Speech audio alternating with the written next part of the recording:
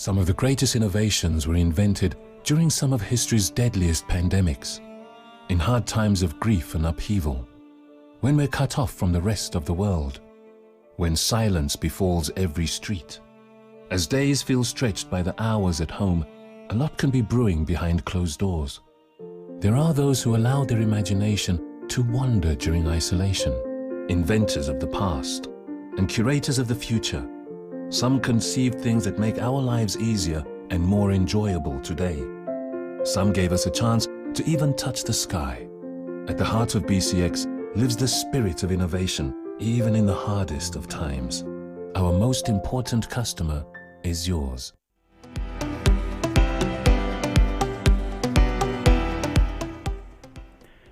Welcome to the 6th Annual Directors Event, South Africa's biggest board meeting taking place online today.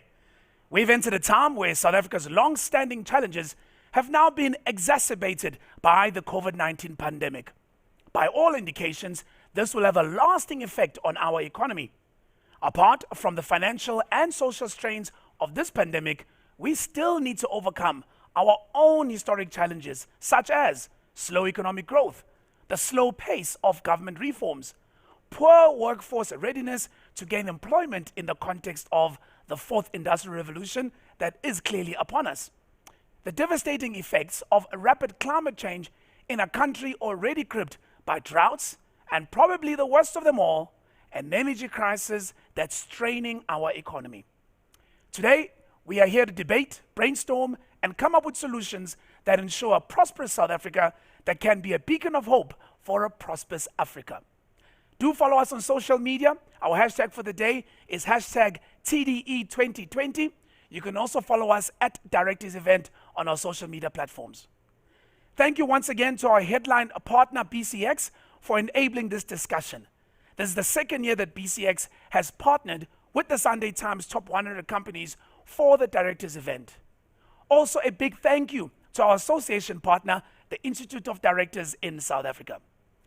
Ladies and gentlemen, to make sure that you participate in this big meeting, please use the live chat facility to post questions, which myself and my fellow facilitators will monitor during the discussions and will endeavor to air as many of your questions as we possibly can.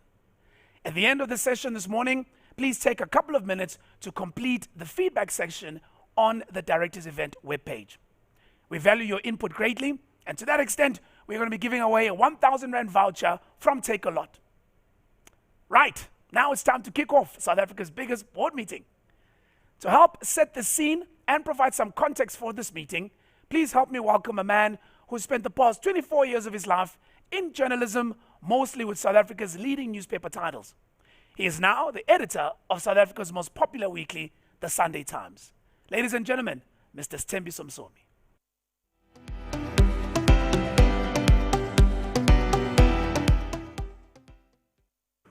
Good morning. We are delighted to welcome you to the 6th year of the Directors Event presented by the Sunday Times and featured by BCX. There can be no denying that 2020 has been a year that none of us would have anticipated in our wildest dreams or nightmares. It has felt like the stuff of fiction, a dystopia. The challenges of evading a global pandemic through international lockdowns, travel bans, mask wearing, and social distancing would previously have been described as the far-fetched imaginings of doomsayers. And yet, here we are. 2020, it most definitely is not. We are 7 months into an incredibly difficult journey for South Africans. The death of loved ones, the loss of income, the decimation of jobs. But we cannot let the COVID-related losses of this year completely overshadow the other priorities we have in this country.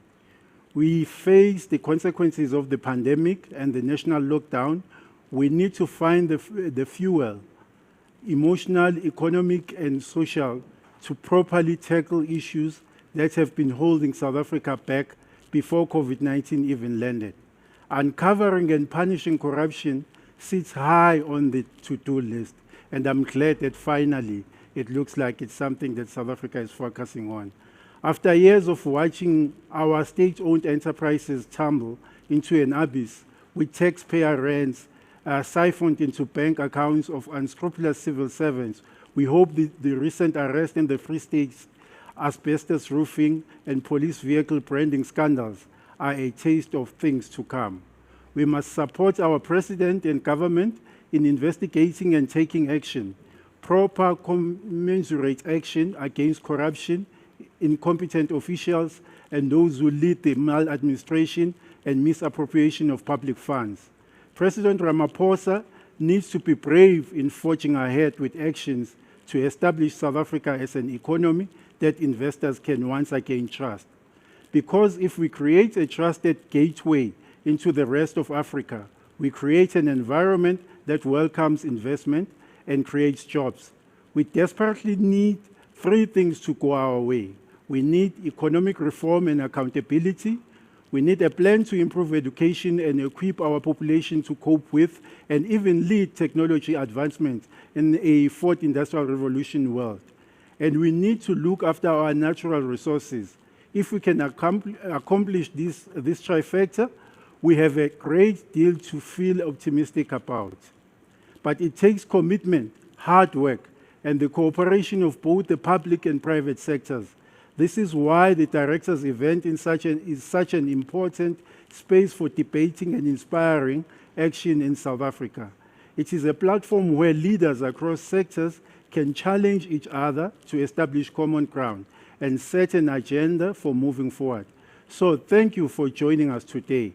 It's good to face the recovery together. I thank you.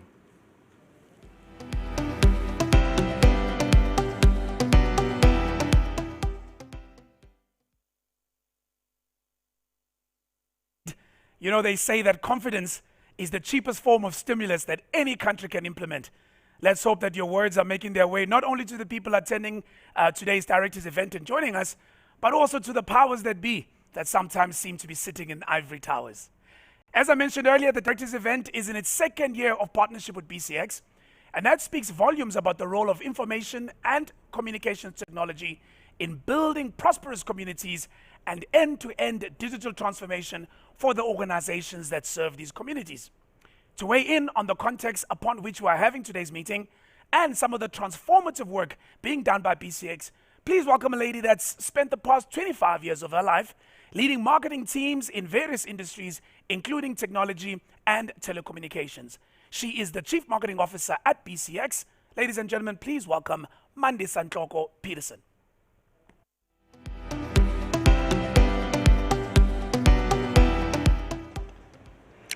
Thank you, Andile. Ladies and gentlemen, welcome to the 6th annual Directors event. BCX is truly proud to be part of this event, now in the second year running, because of the significant contributions of each and everyone in this virtual room towards a common goal to see South Africa build its resilience through digital transformation in order to give future generations the best possible society post the pandemic.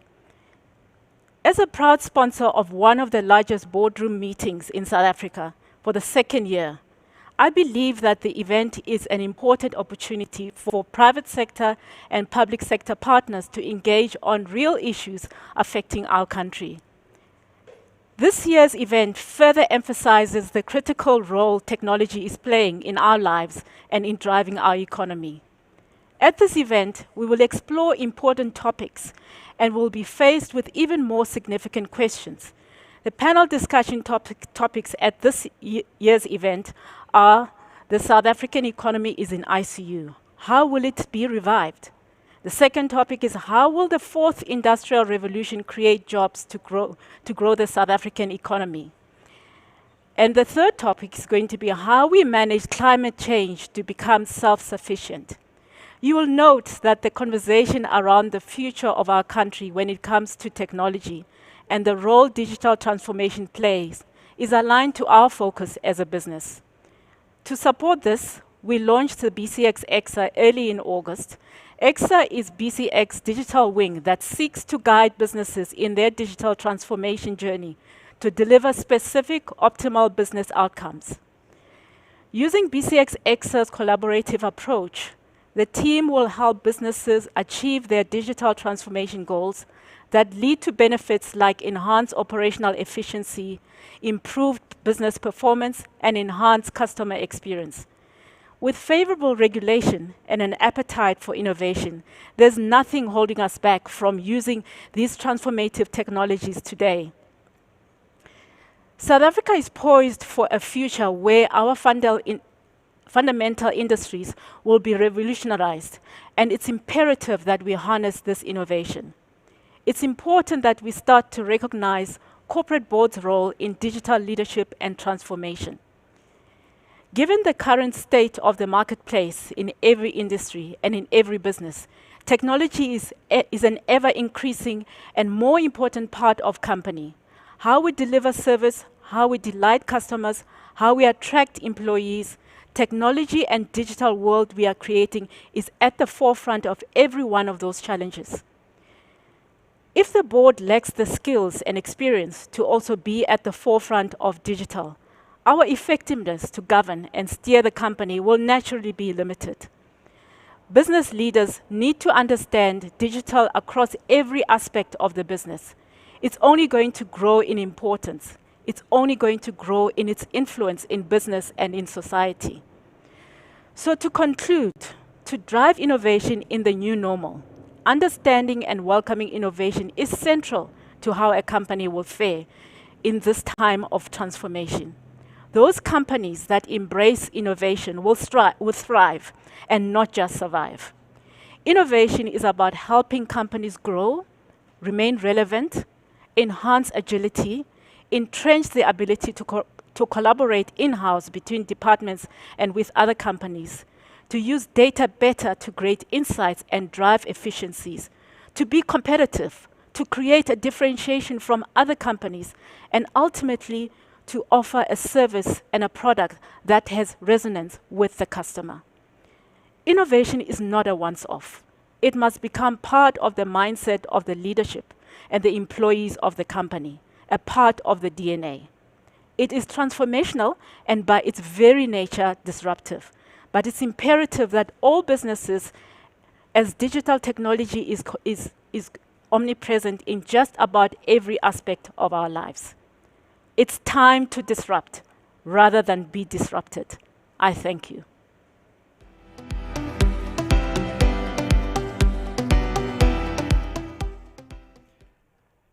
Thank you so much, Mandisa, for those inspiring words. And indeed, it's true. Digital technology is omnipresent in just about every aspect of our lives. Later on this morning, we'll delve into the theme of how 4IR affects the aspirations of inclusive and job-driven growth in South Africa. So do stay tuned for that. Right now, though, it is time for our keynote address. And in this year's meeting, we are honored to have a man who probably has one of the most important jobs in South Africa today. He has applied his trade over the past 30 years, locally and abroad, in various portfolios in the energy space. And at the beginning of 2020, just as COVID-19 was starting to grip the world, he took over as Chief Executive of the Eskom Group. An unenviable task for many, a challenge worth pursuing for him. Ladies and gentlemen, to give us the 2020 Directors Event Keynote Address, please welcome Group CEO of Eskom, Mr. Andre de Ruyter.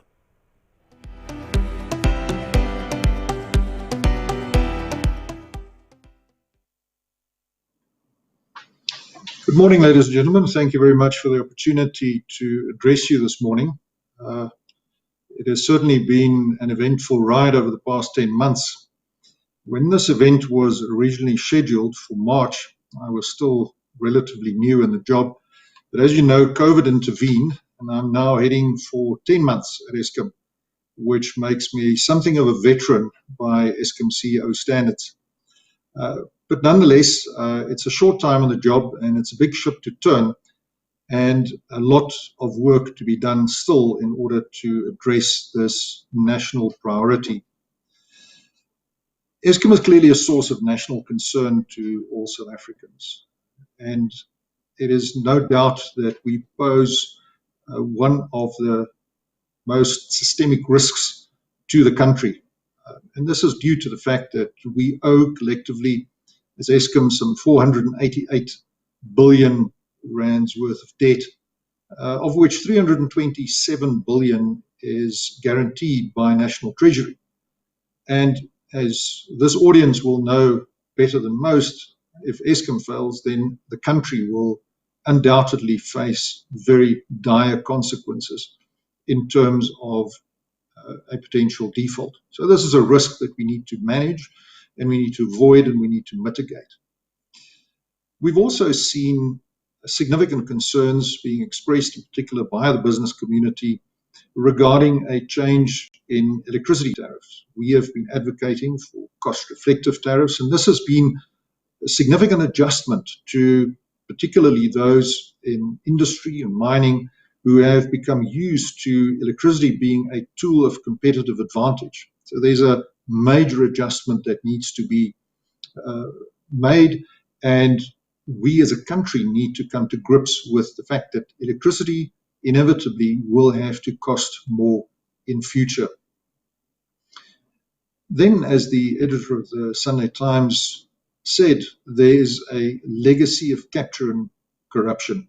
It's very difficult to estimate how much money was stolen, misappropriated, but it's likely to be in the tens of billions of rands. And we are on track to recover some of it. We will not recover everything. And people sometimes ask me, is it worth it? Should we be spending money on lawyers trying to chase money that's probably been relocated to other shores? And the answer is that it's a matter of principle. We've got to go after those who sought to enrich themselves at the expense of Eskom and of South Africa. Then something that features very large in the national consciousness is the fact that electricity is unreliable in South Africa, and that imposes a very significant cost on the economy. It's clear that unreliable electricity is far more expensive than cost-reflective tariffs. Again, those on this call will understand the costs of backup generators, spending on diesel, investing in solar PV.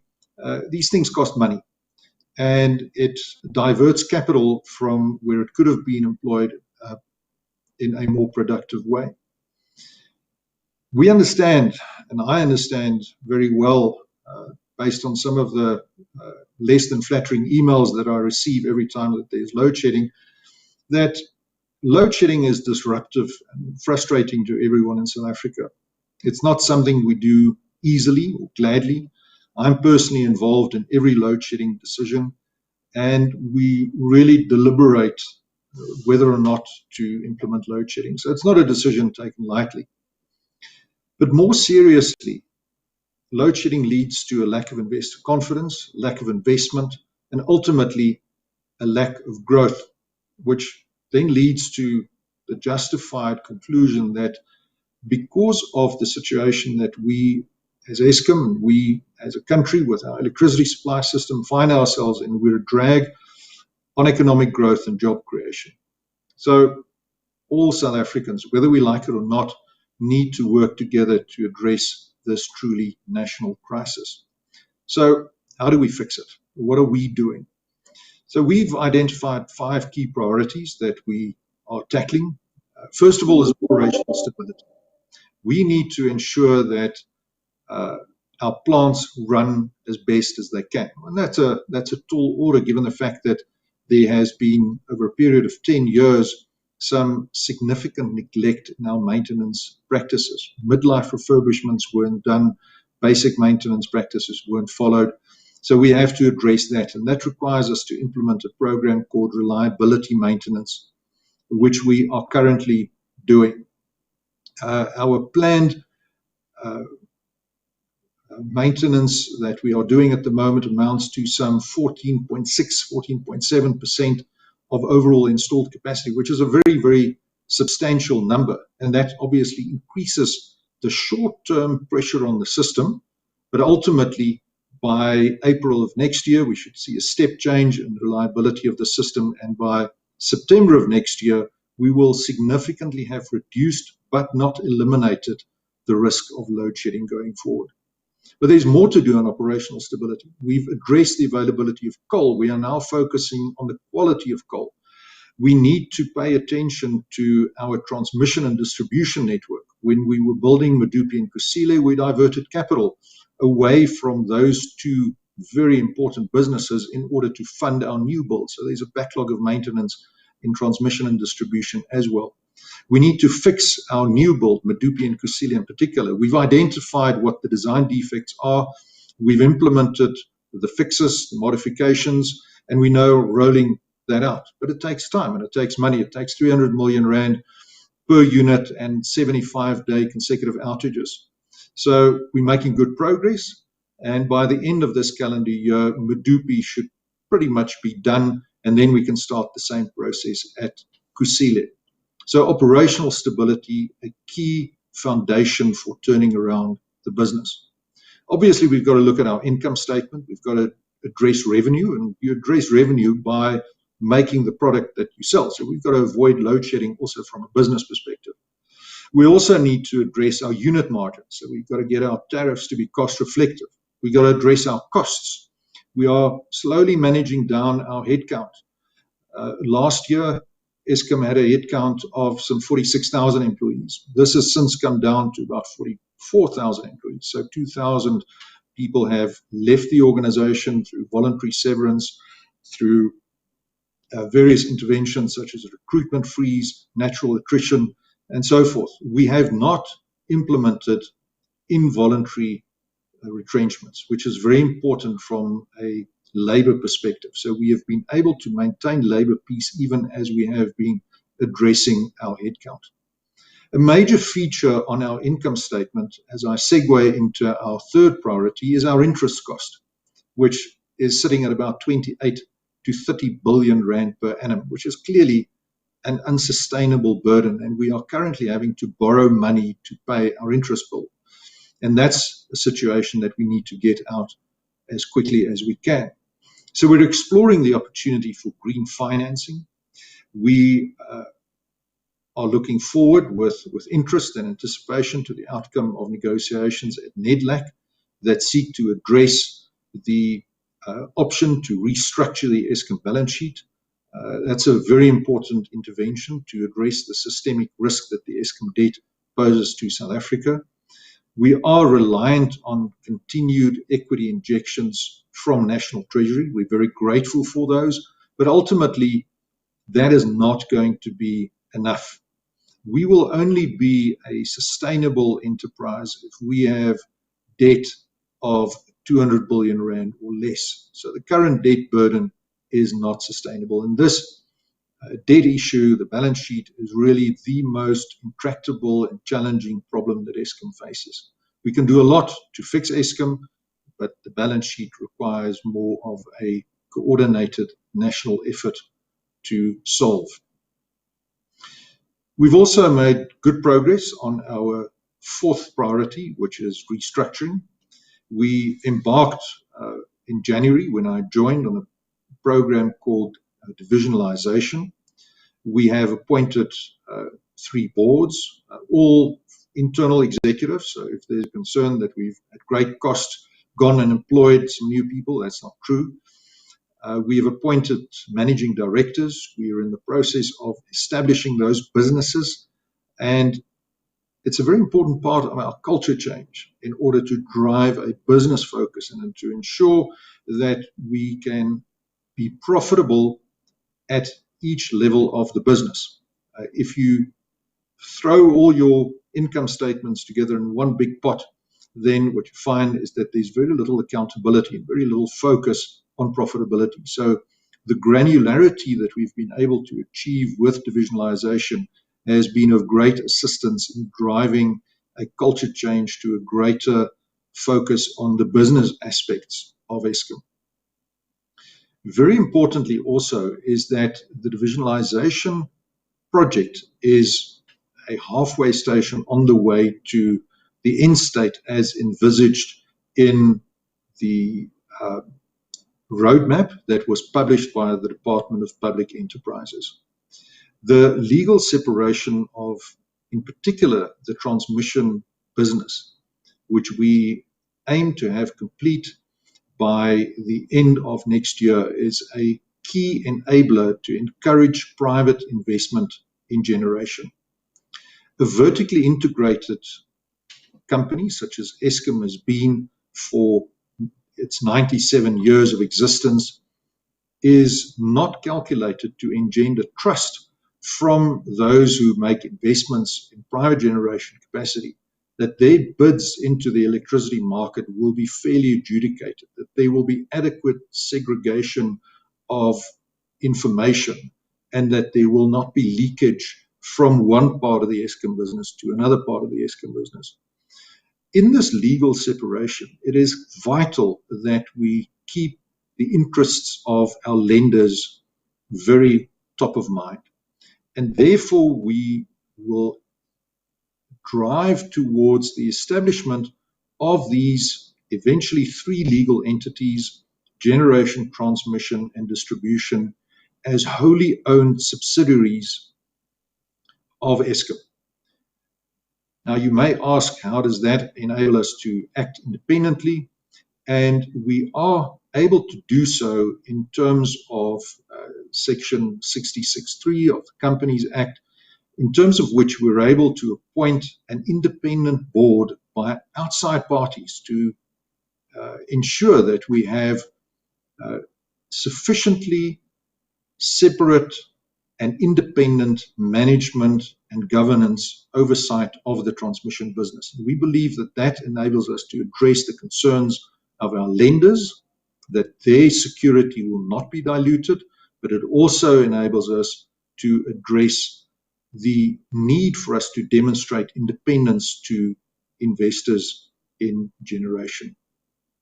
Lastly, very importantly, we need to address culture change. We need to address and face up to this legacy of capture and corruption. We need to recover a culture of excellence.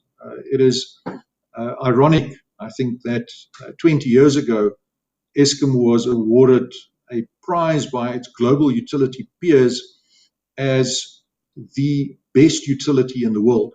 And that's clearly not a claim that we can aspire to today. However, that culture of excellence still resonates very strongly in Eskom. We have some excellent people working for us. We've got some excellent young people that are incredibly well trained, that are eager to make a contribution to the success of this business. And therefore, it's important that we spend sufficient time on recognition and catching people doing things right to build on the competencies that we have to create that aspiration and that drive for a culture of excellence and high performance. And we're making good strides in that. But that is talking about the Eskom of today and what we can do within our confines. And there's only so much that we can do given a generation system in particular that is old, that is unreliable, that is reaching the end of its life. Over the next decade or so, we will retire between 8,000 and 12,000 megawatts of generation capacity. Currently, Eskom can reliably provide more or less 28,000 megawatts on a consistent basis. And as soon as demand spikes north of 34,000 megawatts, as we've seen with the recent cold snaps, there is a risk of load shedding. And we therefore need to add additional capacity. We have been very fortunate to receive recently the NERSA concurrence with the ministerial determination to procure some 11.8 gigawatts of additional capacity. And this is an excellent first step. And we, as Eskom, have publicly gone out and we have welcomed that.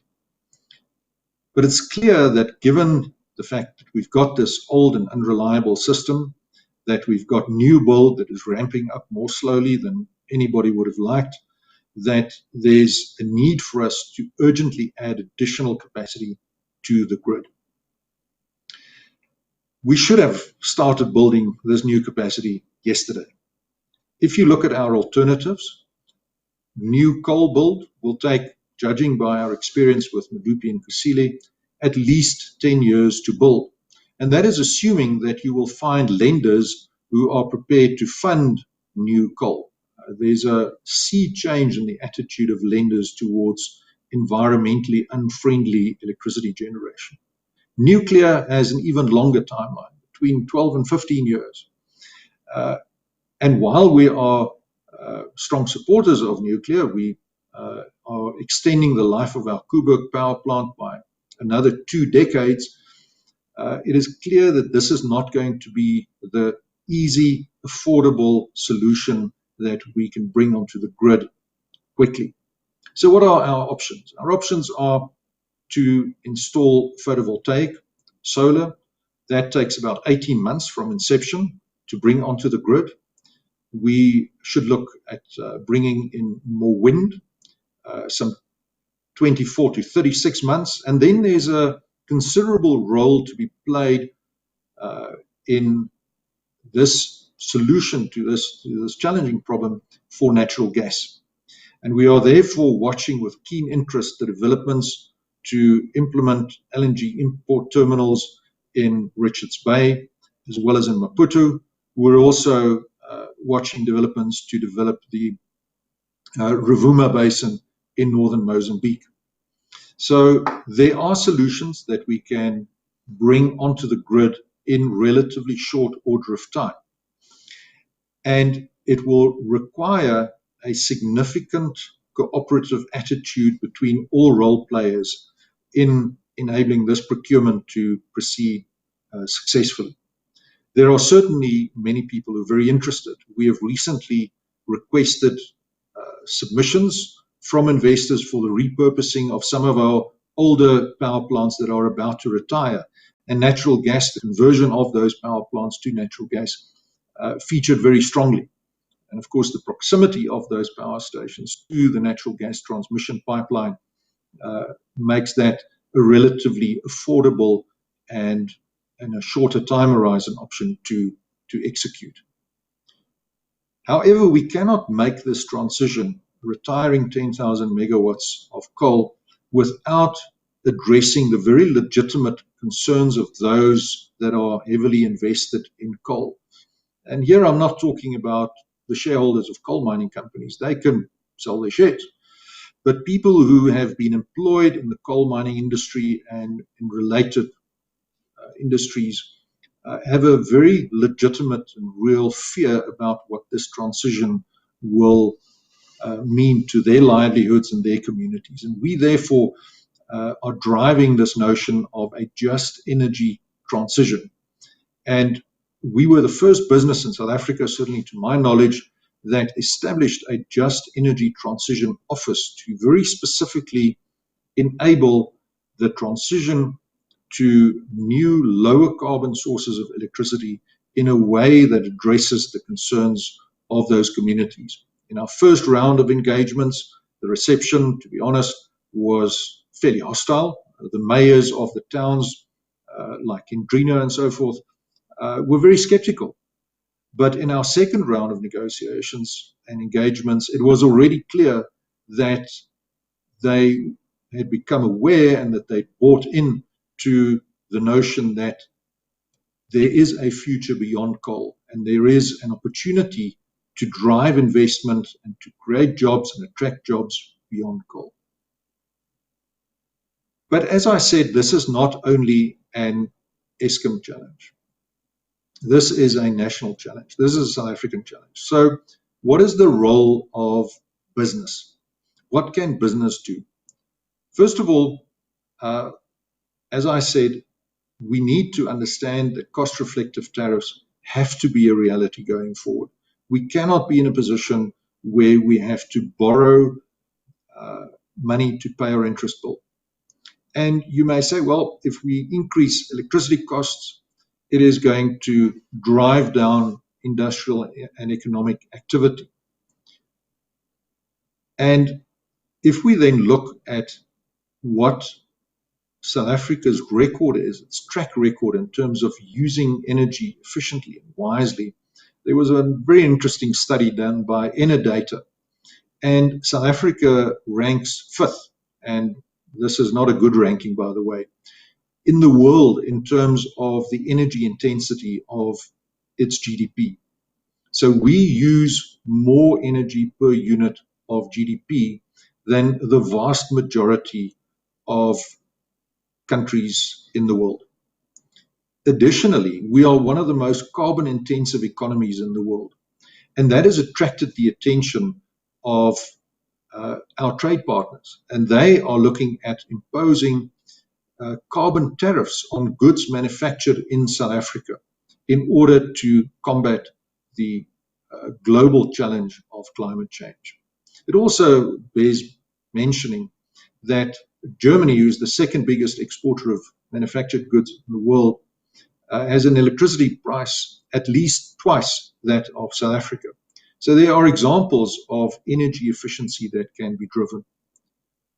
I think thirdly, what is very important is that business can support the just energy transition. And this is not at the expense of economic growth. This could be the pivot to enable us to drive new industrial activity in South Africa, and in particular in our Rust Belt in Mpumalanga. So ladies and gentlemen, when I'm asked the question, can I fix Eskom? The honest answer is no, I can't. But I would like to assure you that I'm convinced that we can. We as South Africans can together fix Eskom. It will take a collective effort, but we can work together to address this crisis and turn this crisis into an opportunity to unlock additional investment, address the challenge of climate change, and probably most importantly as a priority in our country, create the jobs that we so desperately need. So with that, thank you very much for the opportunity. It's been a pleasure and a privilege addressing you today. Thank you.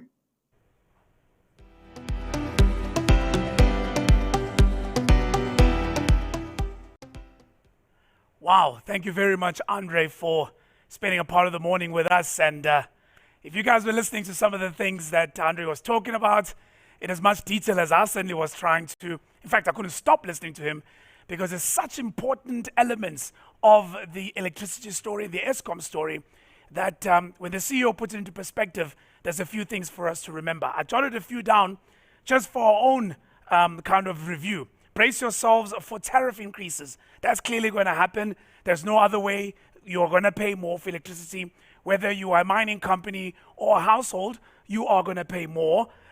There's 10,000 megawatts that are going to be retired in the next 10 years. This is, of course, over and above the defects and the challenges we're having in Medupi and Kusile. And in the middle of that, we've got to create more capacity, which means we've got to still focus on coal. And as the CEO said, that assumes that there are funders who are willing to fund the dirty energy of coal, given, of course, the other environmental issues that come around our energy mix. And, of course, we've got the RRP program. They're all waiting for implementation. And the elephant in the room outside of the funders is the equity. At some point, Eskom is going to need some recapitalization. So lots to think about as we go through the rest of the board meeting. I know later on Simon Gear will be focusing on the issue of climate change. Interesting balance raised by Andre as well. What do you do to the stakeholders in the coal industry? Not the shareholders who can just sell their shares, as he so eloquently said. What about the workers? What about the entire value chain? And is it something that we must discard of in totality? But then if you don't, how then do you balance that with climate change and the environment? Not easy answers, but we're here to debate the solutions. Thank you so much once again, Andre, and I'm certain that I speak on behalf of all South Africans when I say good luck and we wish you the very best in your role. The country's socioeconomic future literally depends on your success. We are now ready, though, to receive the chairman's report for the 2020 directors event. And to help us do so, let me hand over to my sister, Gugulethu Mfupi. She's a financial journalist, a global moderator, and the host of Kaya FM's primetime award-winning business show, Kaya Biz. Gugulethu, it's over to you.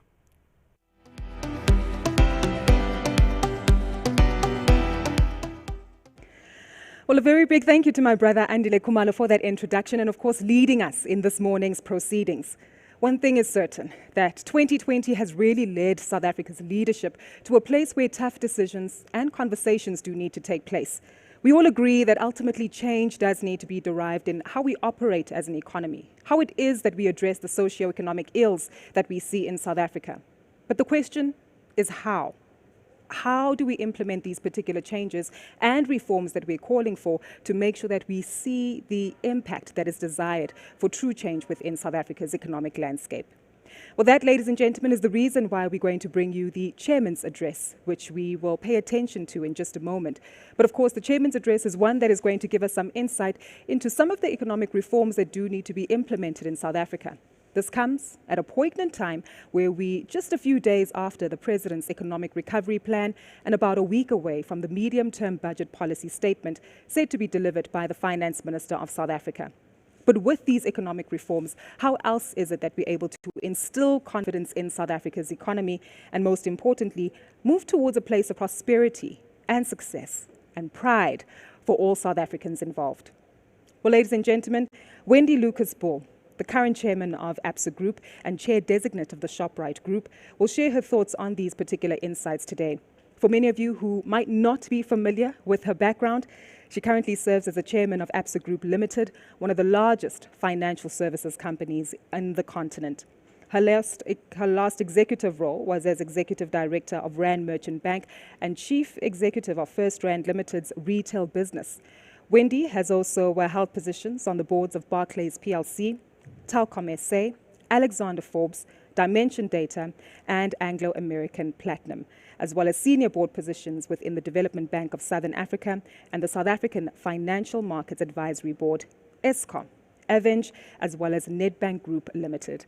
I think no other person who is better qualified in terms of the landscape and understanding the nuances in terms of the address that we're going to hear today. Ladies and gentlemen, sharing our chairman's report with us for the directors event for 2020, Wendy Lucas-Bull, who's the current chairman of Absa Group and chair designate of Ruyter Group South Africa.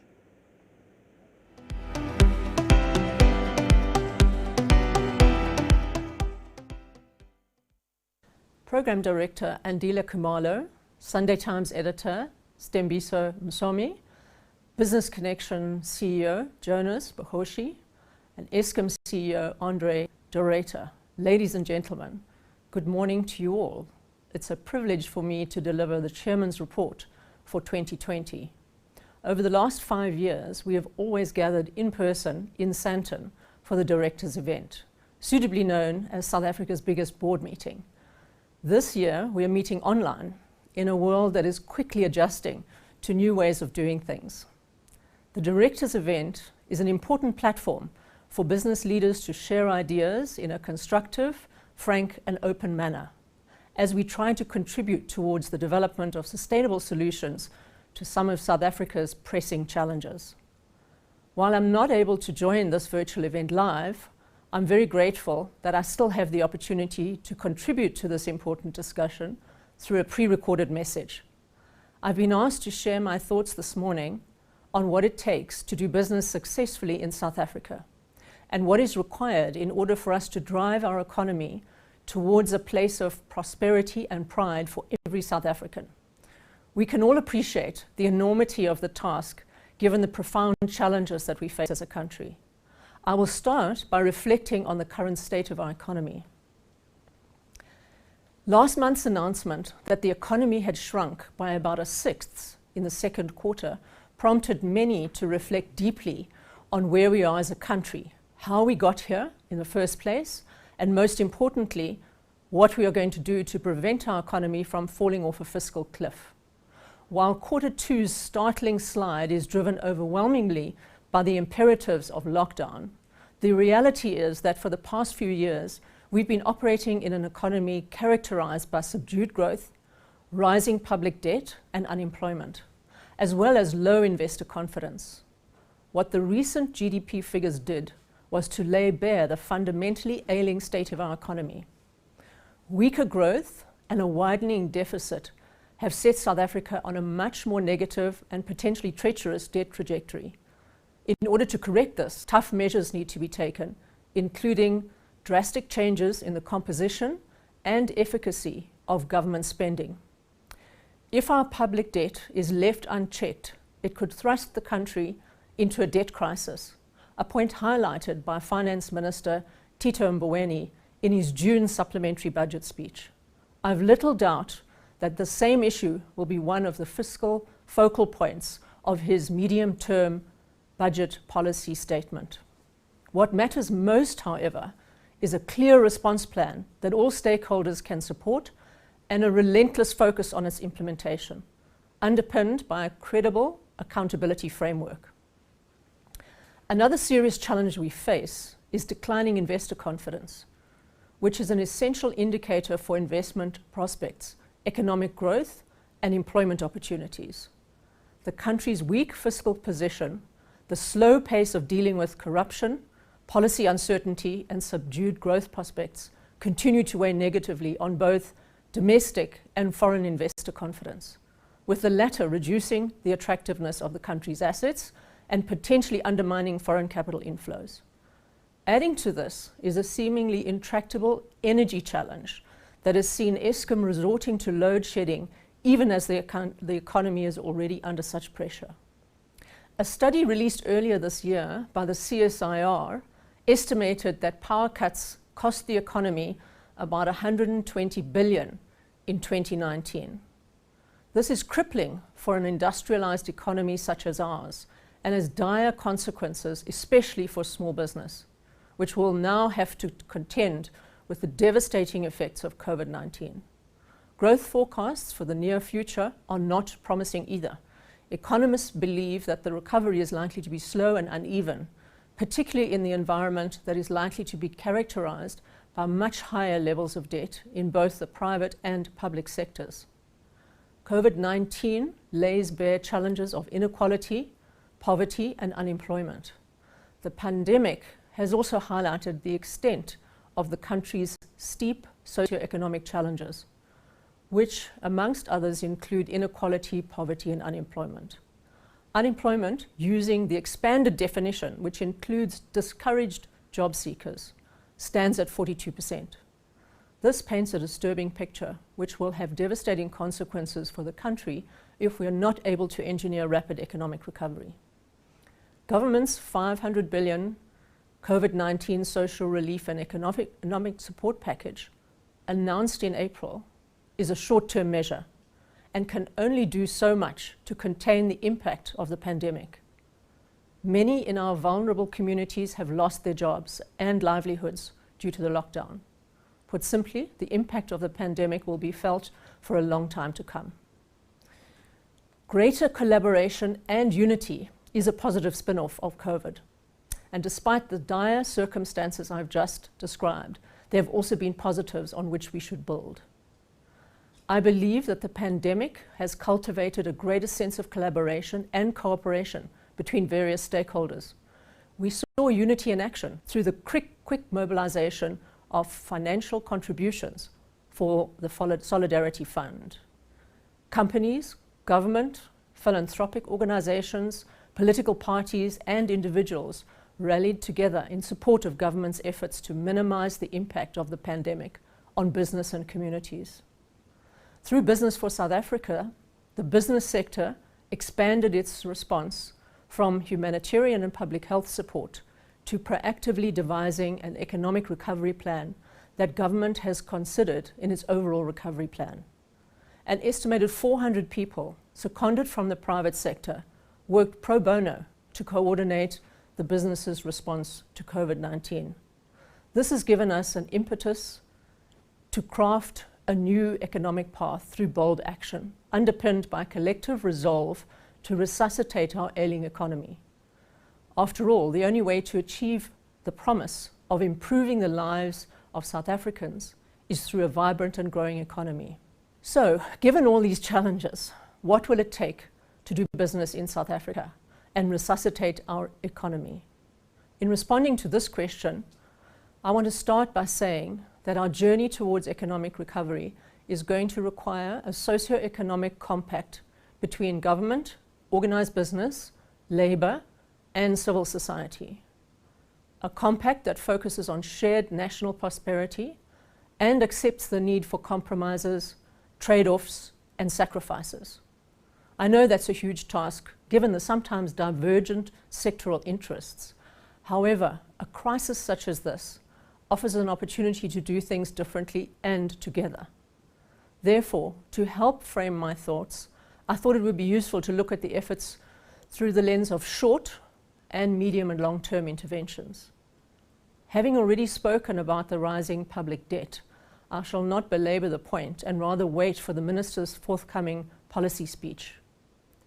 In the short term, I believe that there are a number of low-hanging fruits that can be harvested swiftly, thus helping to break our current downward spiral. They can also provide positive momentum for long-term economic growth.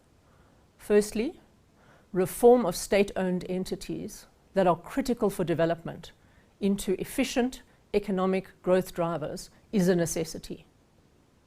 There's been promising action focused on turning around entities such as Eskom and the appointment of new strong leadership at SARS and Transnet. Such reforms will also help us in achieving a sustainable fiscal position. A heightened sense of urgency to SOE reform is necessary. Secondly, securing electricity supply in a liberalized market is one of the interventions that are required urgently. We need access to diverse energy resources in sustainable quantities and at affordable prices. Government's strategic overhaul of Eskom to create 3 strategic divisions for generation, transmission and distribution will help increase operational efficiencies, bolster accountability and unlock private investment. There's also a need to further open up the energy sector to independent power producers and smaller players to enable provision of additional electricity to the grid and a diversified energy mix of renewables from the private sector. Government's recent announcement that the energy regulator plans to add additional power to our strained grid from 2022 is encouraging. Thirdly, reviewing the regulatory framework to facilitate digital migration and releasing much needed spectrum is key to opening up the growth of the telecommunications sector and the broader economy. Although the delay in the spectrum auction from September this year to March 2021 was disappointing, the emergency release of spectrum back in April for the duration of the national state of disaster is a good indicator of what can be achieved in this area with the necessary political will. The state should leverage private sector expertise in broadband rollout rather than relying exclusively on state-owned companies. Greater connectivity is a critical source for overcoming socioeconomic divides and lower levels of poverty and inequality. The services sector is a major user of telecommunications services. Due to the network effects of improved connectivity, the anticipated cost savings and quality improvements to telecoms are expected to promote efficiency in commercial and public services. Fourth, the process of reviewing and amending South Africa's visa regulations should be prioritized to ensure better balance between security concerns as well as the growth and recovery of the tourism sector, which has been decimated by COVID-19. The tightening of visa regulations is out of step with a global move towards an easing in visa regulations. Countries are typically making it easier for tourists to travel, and South Africa needs to take advantage of this opportunity. Tourism activities are important for supporting labor-intensive growth due to its ability to absorb large numbers of workers. The review of visa regulations would also enable companies to import critical and scarce skills necessary for our growth ambitions. Fifth, supporting supply chains for small, micro and medium enterprises is one of the long-standing structural reforms that can be easily harvested through both the public and private sectors. We need to enable a culture that is supportive of small businesses. This includes paying them on time, creating business opportunities through set-aside agreements, improving oversight and monitoring of subcontracting relationships, and reducing red tape by easing the regulatory environment to mitigate startup costs for SMEs. One of the challenges that we at Absa identified was that most SMEs find certain contracts too large and complex to compete for. As a solution to this, we now unbundle large contracts into smaller pieces of work to enable emerging enterprises to participate. We've also moved away from asset-based criteria for SME funding and use secured supply or service contracts as the basis for funding. Sixth, good governance is critical to boosting investor confidence and enabling sustainable growth. Corporate scandals and public sector corruption, including the recent COVID-19 procurement corruption, remind us of the responsibility we all have to be deserving of the trust placed on us as leaders. Integrity must define our collective leadership ethos. The responsibility on all of us to adopt a vigorous anti-corruption agenda in order to secure a better future for generations to come. The cost of corruption to society is too high and should not be tolerated. At the Financial Times Africa Summit in London in 2019, President Cyril Ramaphosa said corruption had cost South Africa as much as R1 trillion, a staggering amount of money that could have been made available for positive impact on the lives of millions of young people across the country. As business, we support the President's stance on corruption, along with the commitment to give law enforcement agencies additional resources to enable them to bring those implicated to book. As leaders, we also have a responsibility to run our businesses in a manner that is above reproach. 7, also critical in the pursuit for good governance is the existence of a robust and independent media. The link between democracy, press freedom, and development is well articulated. Several studies, including from the World Bank and the United Nations, have shown that the more freedom journalists have, the better the control over corruption and the greater the focus of resources on priority development issues. Strengthening the capacities of media and civil society, including marginalized groups, to participate effectively in governance processes can only be good for building a sustainable future. Turning to the medium to long term, the following must be prioritized. Firstly, South Africa's escalating job crisis requires urgent attention. Labor-intensive growth is necessary to reduce high levels of unemployment.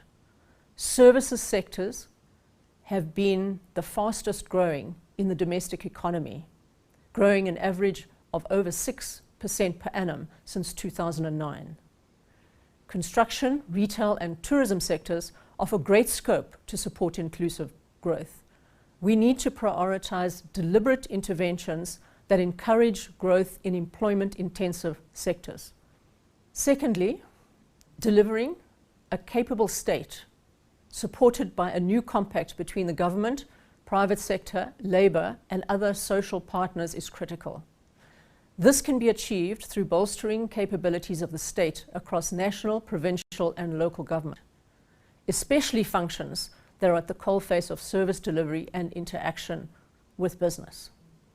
Municipalities, for instance, are afflicted with chronic financial mismanagement, poor record keeping, and lack of adequate skills. Initiatives to resolve some of these challenges should be a key focus of efforts between the public and private sectors. In addition, government's commitment to the public and private sector compact should prioritize achieving the right balance between policy revisions and providing the certainty that is necessary to attract investment. The private sector's commitment must also ensure that business supports government policies that are unambiguously in the public interest. Third, the upgrade of public infrastructure is key to creating long-term economic growth and associated spin-offs. The country needs to prioritize and execute projects that can create massive jobs and have vast multiplier benefits for the economy, driven through well-coordinated partnerships between business and government. Rail, road, and digital infrastructure is currently concentrated in a few urban nodes, while the majority of the country is not as well connected.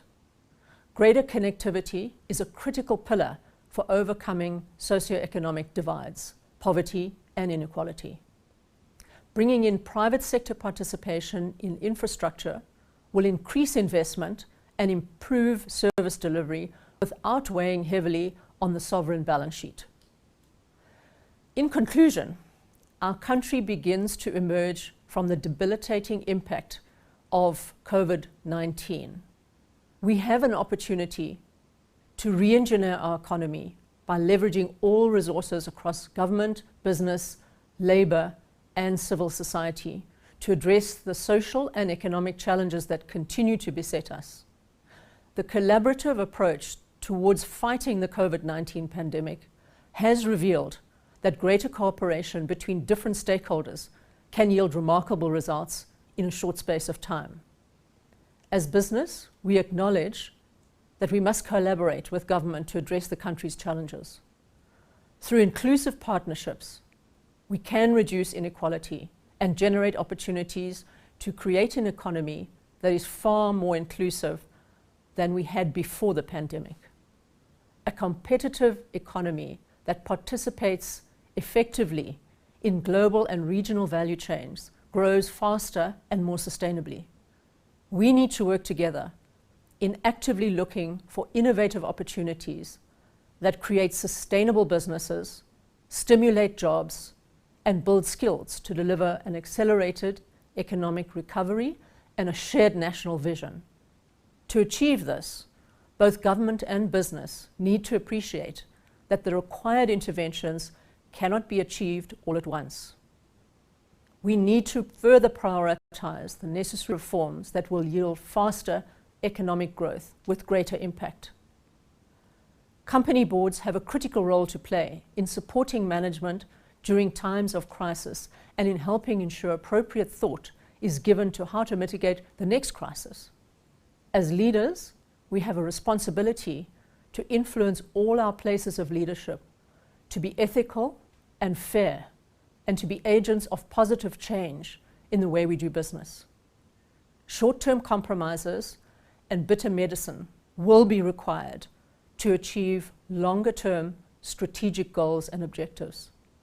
The pandemic has shown us that it is both necessary and doable. I thank you.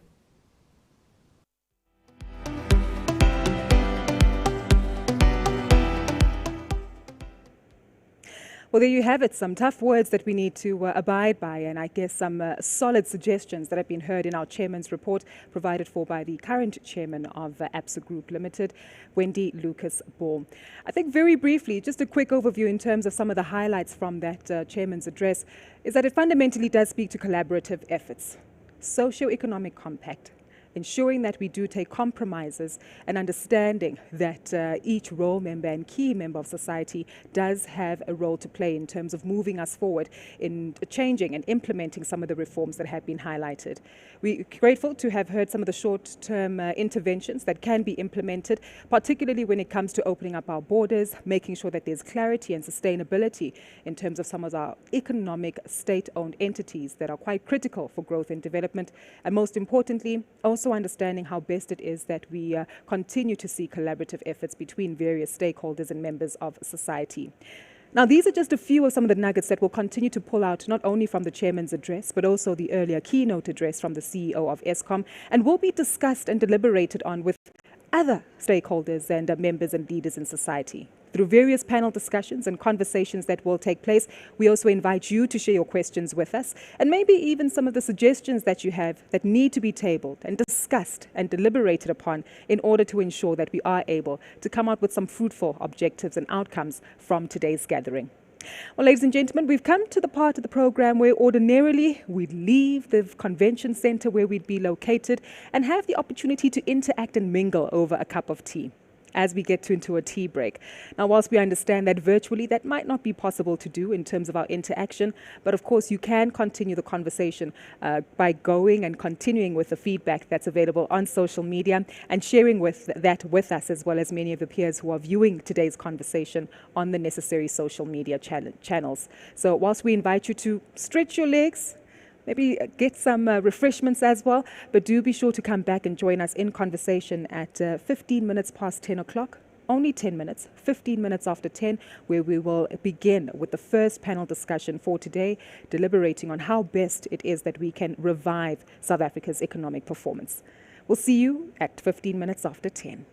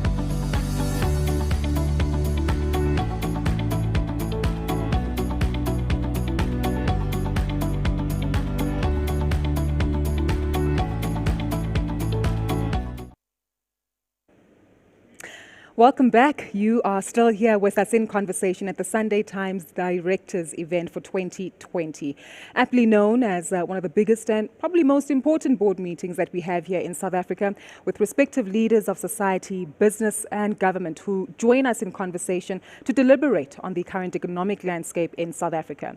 There's several other conversations that we'll continue to build up on today through various panel discussions, both focusing on ICT as well as the fourth industrial revolution and how that can be used to really maneuver and shape South Africa's employment trajectory, coupled with understanding the dynamics we face with climate change. But this particular conversation that we focus on now is one that speaks to the crux of it all.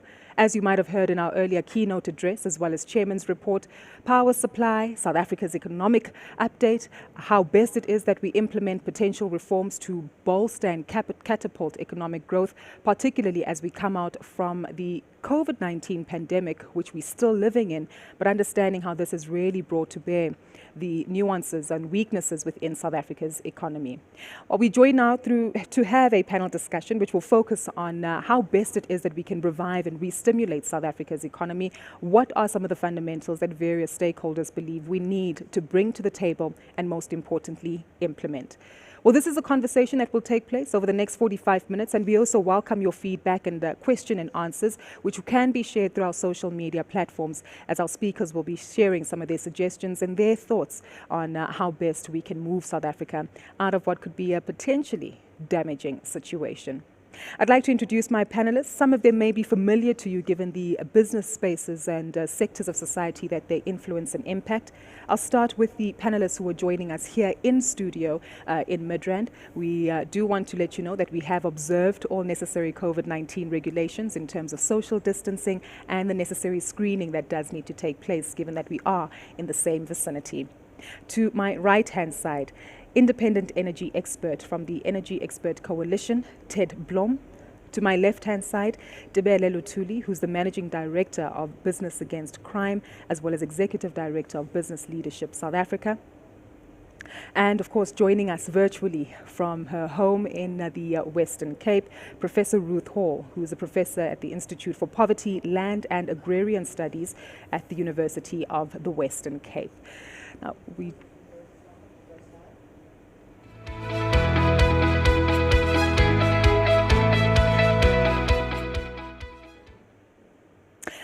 Right, so we're about to get the conversation going, and quite a critical one, especially given that without an economy, there is no livelihood and understanding of how best it is that we can really draw growth from South Africa's economic performance.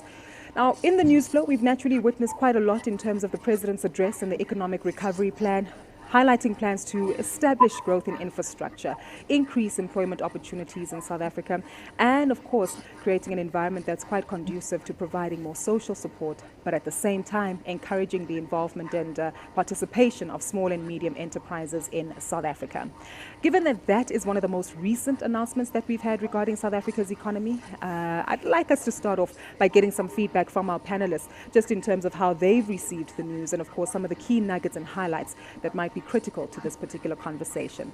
Professor Ruth Hall, given that you're joining us virtually, I'd like you perhaps to kick us off in this conversation in terms of what stood out for you regarding the President's economic recovery plan and key highlights that we can perhaps implement in today's conversation in terms of how best to revitalize South Africa's economic recovery. Thanks so much, Gugu. So I think that one of the things that is particularly important is looking at the issues around access to food. And I think that what we've seen in the past 8 months is how a pandemic, a public health crisis, has rapidly become a food crisis and a humanitarian crisis. So one of the things that the President has announced, firstly, there is the issue around the continuation of the special social relief of distress or COVID grant. This is good news, but it's only for 3 months. Secondly, we have a package of provisions for investment in small-scale food production, particularly peri-urban context. I think that these are important. I know that other people will look at the macroeconomic and more fiscal dimensions, but what I would like to emphasize is that what I think we've seen over the past 8 months is really our the structure of inequality being exaggerated. In fact, what we found in the national survey that's been conducted, the National Income Dynamics Survey, Special Coronavirus Survey, in 2 waves. In April, it found that 47% of households ran out of food that month. Nearly half of all households in South Africa ran out of food. And as the economy opened up, by June, that number had fallen only to 36%. And the interesting thing from our data shows that, or our analysis of the data, is that it's not primarily because jobs are bouncing back, but because social grants, limited as they are getting to people. And I think this tells us something very important, that on the one hand, we need to be focusing on forms of low-cost self-employment and at the same time, cash transfers. Thank you so much for your opening remarks. They're quite important elements that you highlight, which we will continue to interrogate in conversation. But Ted, I'd like to come to you as well, very briefly, to get your opening remarks and sentiments regarding the economic climate that we're facing in the moment, and of course, response to the economic recovery plan last week.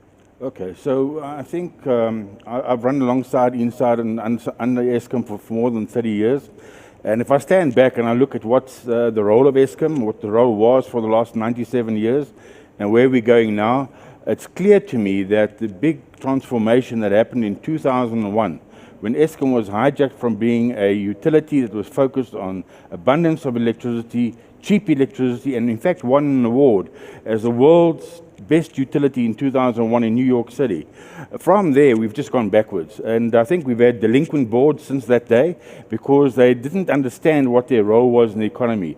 They thought that Eskom's now commercialized, that they must make as much profit as possible. They did it once or twice in the last 20 years. And as for the rest, they've just run the place down.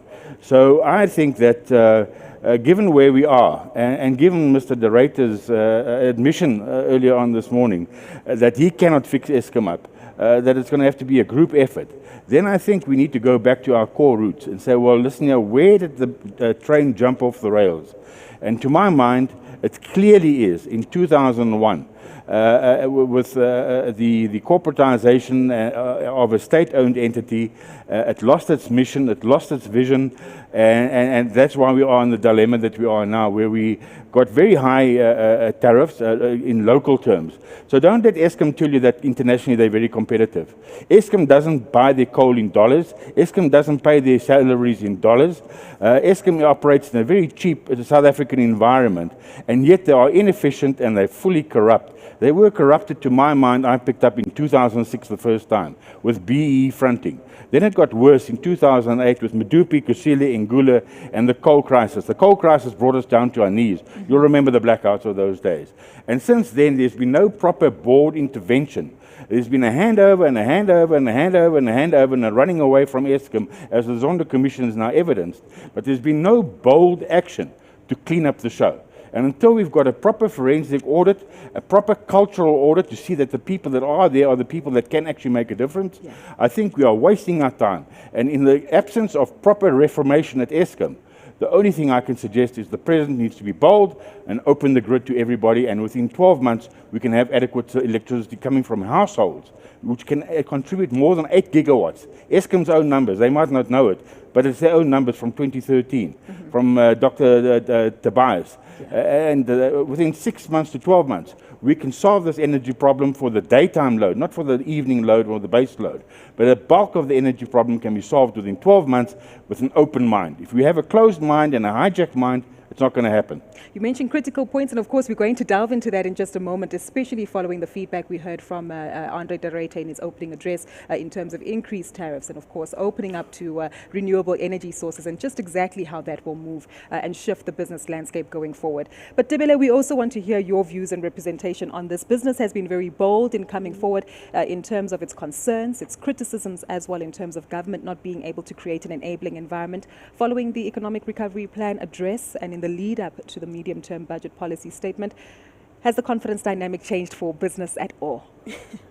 So we're quite heartened by the plans that the President announced on Thursday. There were some positives that we'd been lobbying for quite a long time, such as the release of high-frequency spectrum by March 2021. We had hoped it would happen this year still, but at least we've got now a certain date that will happen by, and we are glad to see the announcement of the mass employment plan that he announced, given that 2 million people have lost their jobs under this COVID crisis. But that's a very short-term measure. We'd like to see and have discussions with government about how do we bring about policies that create long-term sustainable employment, because people need jobs in the long term, not these short-term mass employment plans. And it's not only the state that can create jobs. We need to enable the private sector to be able to create long-term sustainable jobs, and we do that through reforming the labor market regulations that make it difficult for the private sector to employ people.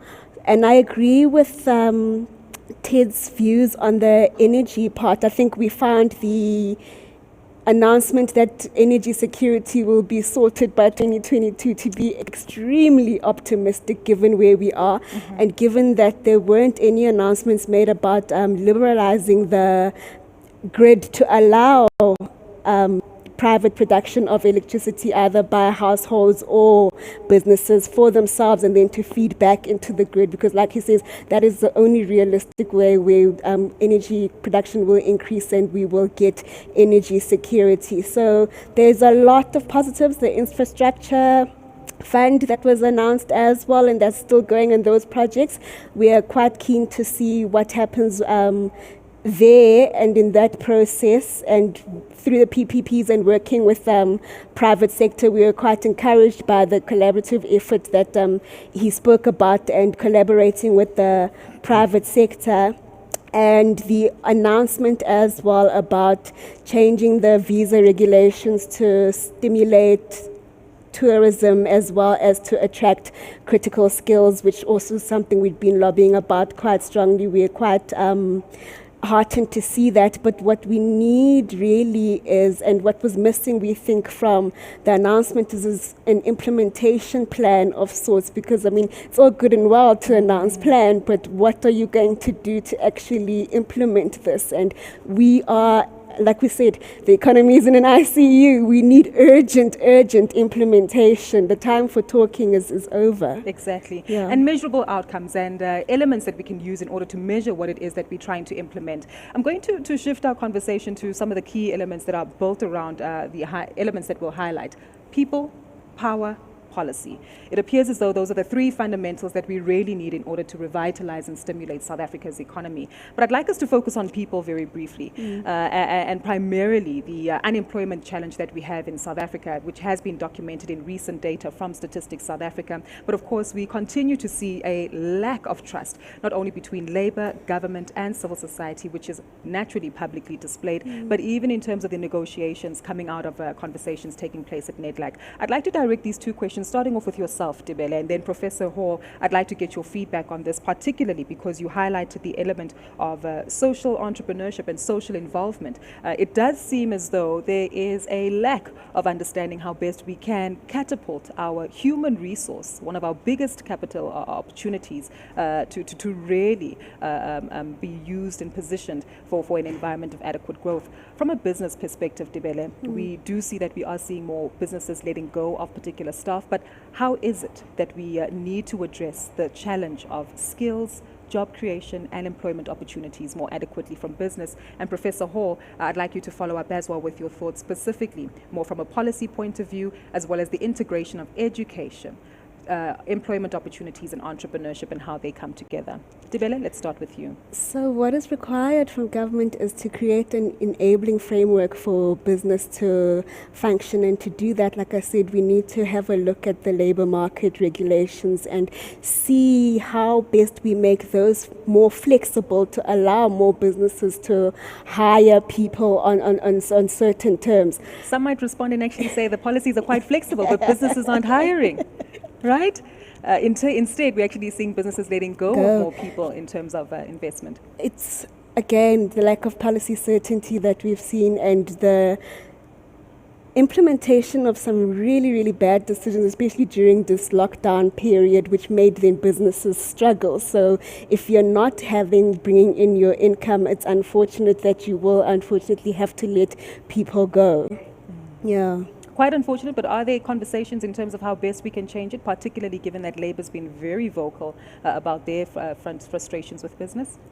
There are conversations about how we can change it. I mean, business continues to engage with government at numerous platforms, like you say, at NEDLAC, and we also, as Business for South Africa, put together an economic recovery plan. Within that plan, we dealt with the human capital and how we best go about boosting jobs, but in order to do that, we need the right policies in place. Professor Hall, I'd like to come to you to perhaps build up on some of those policies, not only from a Labour point of view, but how it is that we are just lacking in terms of adequately upskilling our people to participate economically. The first thing I want to talk about is education and tech. I think that the COVID moment, for all of its disasters, has also been a disruptive and productive moment in terms of innovation and how we use technology. I've been lecturing and teaching for the past 6 to 7 months online, as have many people. It struck me that while all the schools were closed down, well-endowed and private schools were continuing teaching online, while government schools were not. Why were we not using television? Why were we not using radio? Why were we not streaming? So I think that a lot more imaginative use of technology for education is key. But I would like to use this opportunity to come back to the question around business. And I think that there's a question about how we're defining business. And this became evident early in our COVID lockdown, when government said we are preserving and we want to keep open those businesses associated with food production and retail while closing down the rest of the economy. But in fact, they closed down the entire informal sector. And here we are in a society with this inequality between the big formal business players and the very large sector of small players. I want to give an example.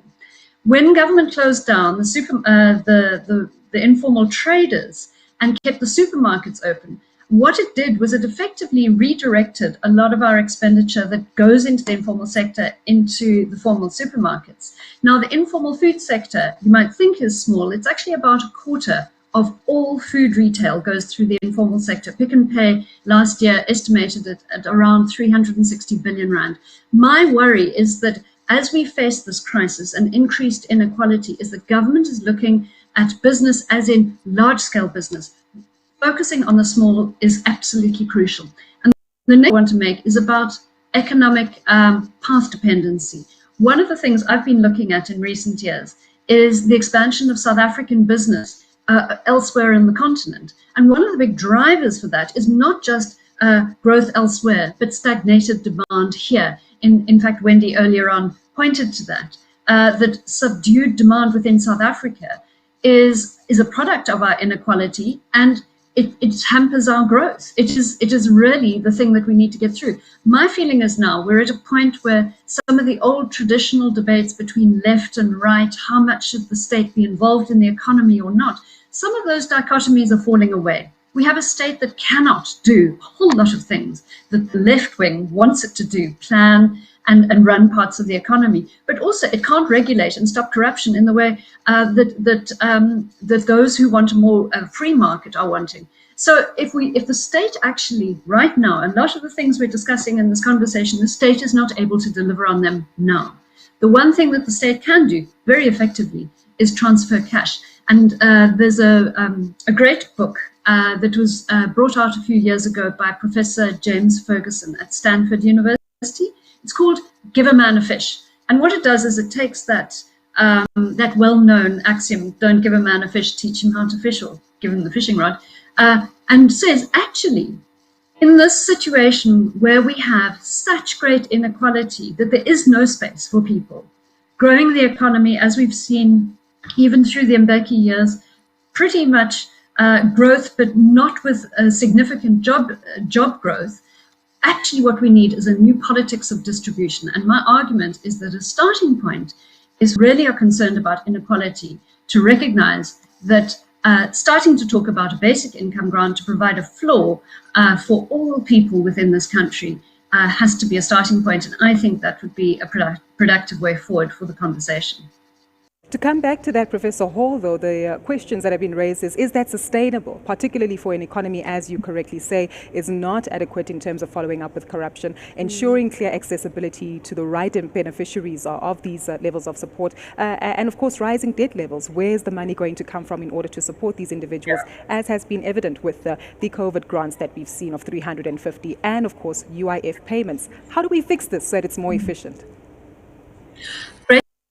Firstly, the amounts that we're talking about are significant, most of which can be, well, part of which can be clawed back through taxes. Remember that when the 500 million stimulus package was announced in April, in fact, only 50 billion, that's 10%, went to households in the form of grants. The rest went to various forms of relief for businesses. And in fact, that 50 billion did not go to households, only about half of it did. So around 5% of that stimulus package, we know a lot of that stimulus package was not in fact new money, it was reallocations. But here's the thing, 9.8, by April this year, 20 million people, that's about 1 in 3 people in this country was going hungry. When they're going hungry, firstly, they're not able to work, they're not able to develop a business. There's no entrepreneurship when you can't eat. But nor are they providing a market for people who are producing things. That is our conundrum. Right now, we're sitting at about 9.8 million people facing hunger. If we were to have some kind of basic income grant of 585 rand per month, 585 rand per month, we'd bring that number down from 9.8 to 3 million. If we were to set it at the food poverty line of 1,200 rand, we'd bring everyone out. That is what we can do. And let me just say that at the same time that the COVID grants were being provided, 350 rand, not a lot, the food price increases for an average food basket for a household increased by 350 rand in the first 3 months of lockdown. And then at the end of April, Shoprite declared 8 billion rand in profits. So we can see that in fact, it is precisely transferring money to poor people that keeps the economy going. And I think that that is one thing that the government can do and in which there can be strong oversight. It is a process which doesn't require a lot of intermediation. It goes straight into people's bank accounts and it's quick. This is one thing that we don't have to wait for. There are many other structural changes, fixing the energy sector and so on.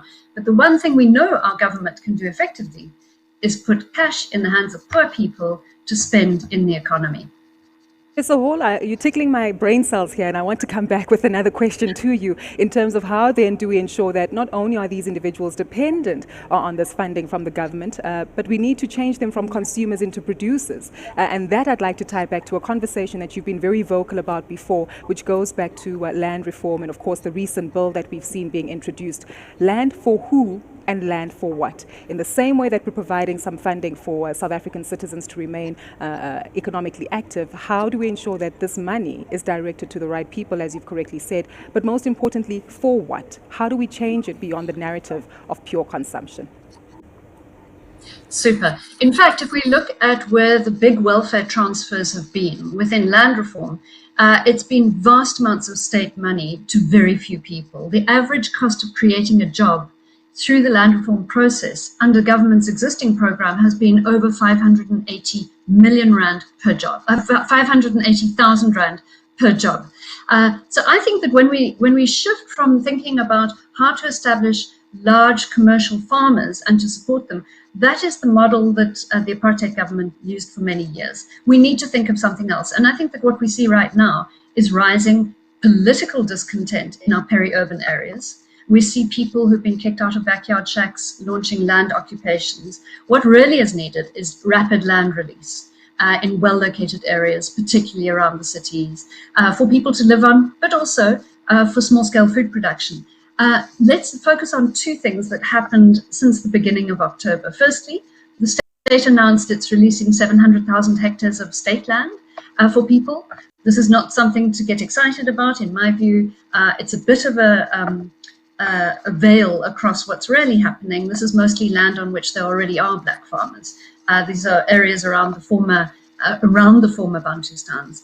But the second thing that happened is the publication of the expropriation bill. And of course, for 2 years, this is top of mind, at least until coronavirus, this issue of expropriation and whether it's with or without compensation. I think that the publication of the bill, firstly, it's to be welcomed. It's been a long time coming. It's in line with the Constitution as it's currently crafted.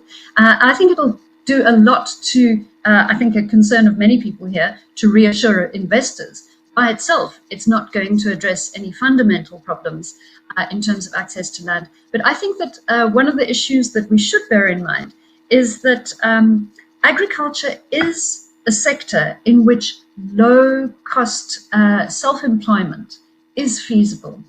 So if government were to be willing to move beyond establishing single big commercial farmers and rather provide access to land for many people on a low-cost basis to do what they want with, we might actually get further for much less money.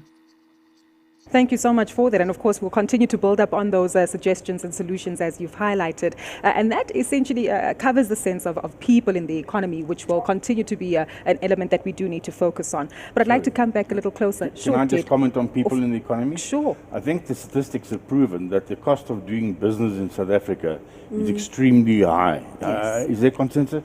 Well, exactly that. And one of the major input costs of doing business in South Africa is electricity. If we index the electricity price to what it should have been, because Eskom was built on a low cost of supply model by Dr. Van der Bijl in 1923. As I said, from 2001 it got hijacked. Yeah. If we go back to a proper costing of electricity, the cost of electricity today should be less than 50 cents. It will reinstate 3 million jobs immediately that have been lost in the last 10 years because of mines closing, because of high electricity costs. Sure. Smelters closing because of high electricity costs. So that not only is the cost of business high in South Africa, the cost of living is exceptionally high. How many people can afford to pay for their electricity? All the municipalities are in arrear. Why? Because the cost of electricity has gone up by 500% and the cost of inflation over the same period. And I don't know if you've got above inflation increases. Very few people have. Far from the it. cost of inflation over the last 10 years has been 79%. Well, let's talk about so that. how can you afford electricity that's 5 times higher than the cost of inflation? And it's likely going to get higher because, as Well, we heard in that's our what you keynote hear from address from Eskom board. Andre. They want to put up another 25%. You've got to have rocks in your head if you want to think that way. So what should we be doing? Let's take out the rocks and actually propose some alternatives in terms of how do we get the tariffs So we down? do the forensic audit. That one-time Eskom increase that was promised to us in 2007 to pay for the bill, that's just accumulated and it's never been taken out. It's just been accumulated and Eskom should have had bought 20 power stations for the cost of 2 unfinished power stations. That's how bad it is. And that's why people can't pay their electricity bills. The municipalities can't recover their cost. Why? Because everybody says electricity is an essential service. If I'm going to choose between water or starting a business, I have to pay electricity because I've got to keep my fridge running, for instance. So to the extent that electricity costs are high, it's undermining the dignity of the people in this country. It's undermining the business opportunities in this country. I get business calls weekly and weekly. They say to me, is there cheap energy? I say no. They say to me, is there supply, security of supply? Sure. What must I tell the people? What must I tell the investors? Well, let's actually talk about that, what it is that we can tell people in terms of looking at proposed solutions. And Tibela, feel free to jump in here in terms of business's perspective. But as we heard from Andre de Ruyter, he highlighted 5 objectives that they're looking to achieve within the short to medium term. But most importantly, on terms of costs, mentioned that it needs to be cost reflective. Well, that's nonsense. And of course, the nonsense. fact that, of course, it's How can likely a going to monopoly open be up the cost grid to reflective? renewable energy. Who are you comparing yourself with? You want to be cost reflective and you want to be a monopoly. And there's been a sleight of hand because they talked about unbundling Eskom and setting up an independent ISMO. Yes. That's no longer so. We now have to be forced. All the IPPs are being forced to sell the power to a subsidiary of Eskom. There's been a sleight of hand. Until we're honest with the people, until we're honest with our businesses, we will not restore confidence and we will not reinstate jobs. So then how do we fix it, Ted? Somebody needs to have a frank chat to the president.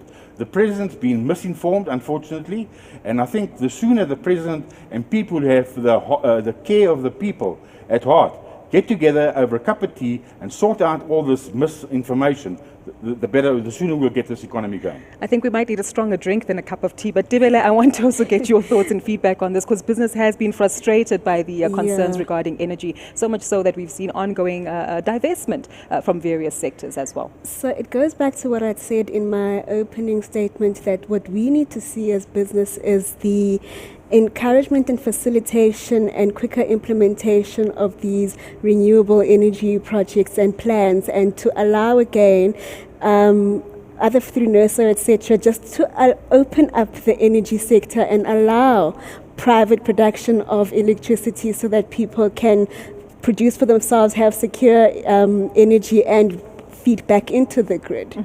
18 months, I think, was the deadline that Andre de Ruyter gave us in terms of implementing that. But Ted, IPPs, is that the way to go, and is it going to be cost effective? No, I mean, to the extent that all the PPIs are going to be forced to sell to Eskom, they're all going to want government guarantees. We all know Eskom is as bankrupt as it is.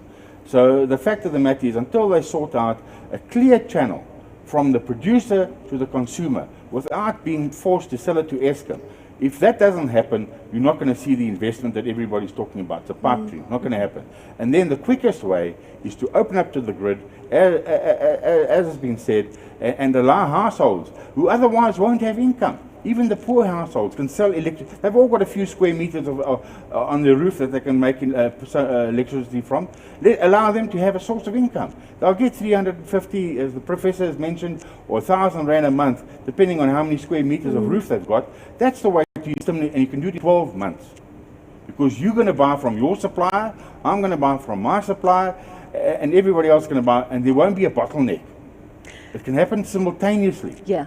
You mentioned something important there, opening up the market and, of course, opportunities for all to leverage in. And in the recent headlines, we've seen municipalities coming on board where they might have the opportunity to create their own power. As you mentioned, IPPs, and, of course, also mentioned by Andre de Ruyter. But the big question is, where does this leave Eskom then with this heap of debt that it has, which still continues to put pressure on us as taxpayers, whether we business or within our individual capacity, and even deprives our people of ongoing support and grants? Yeah.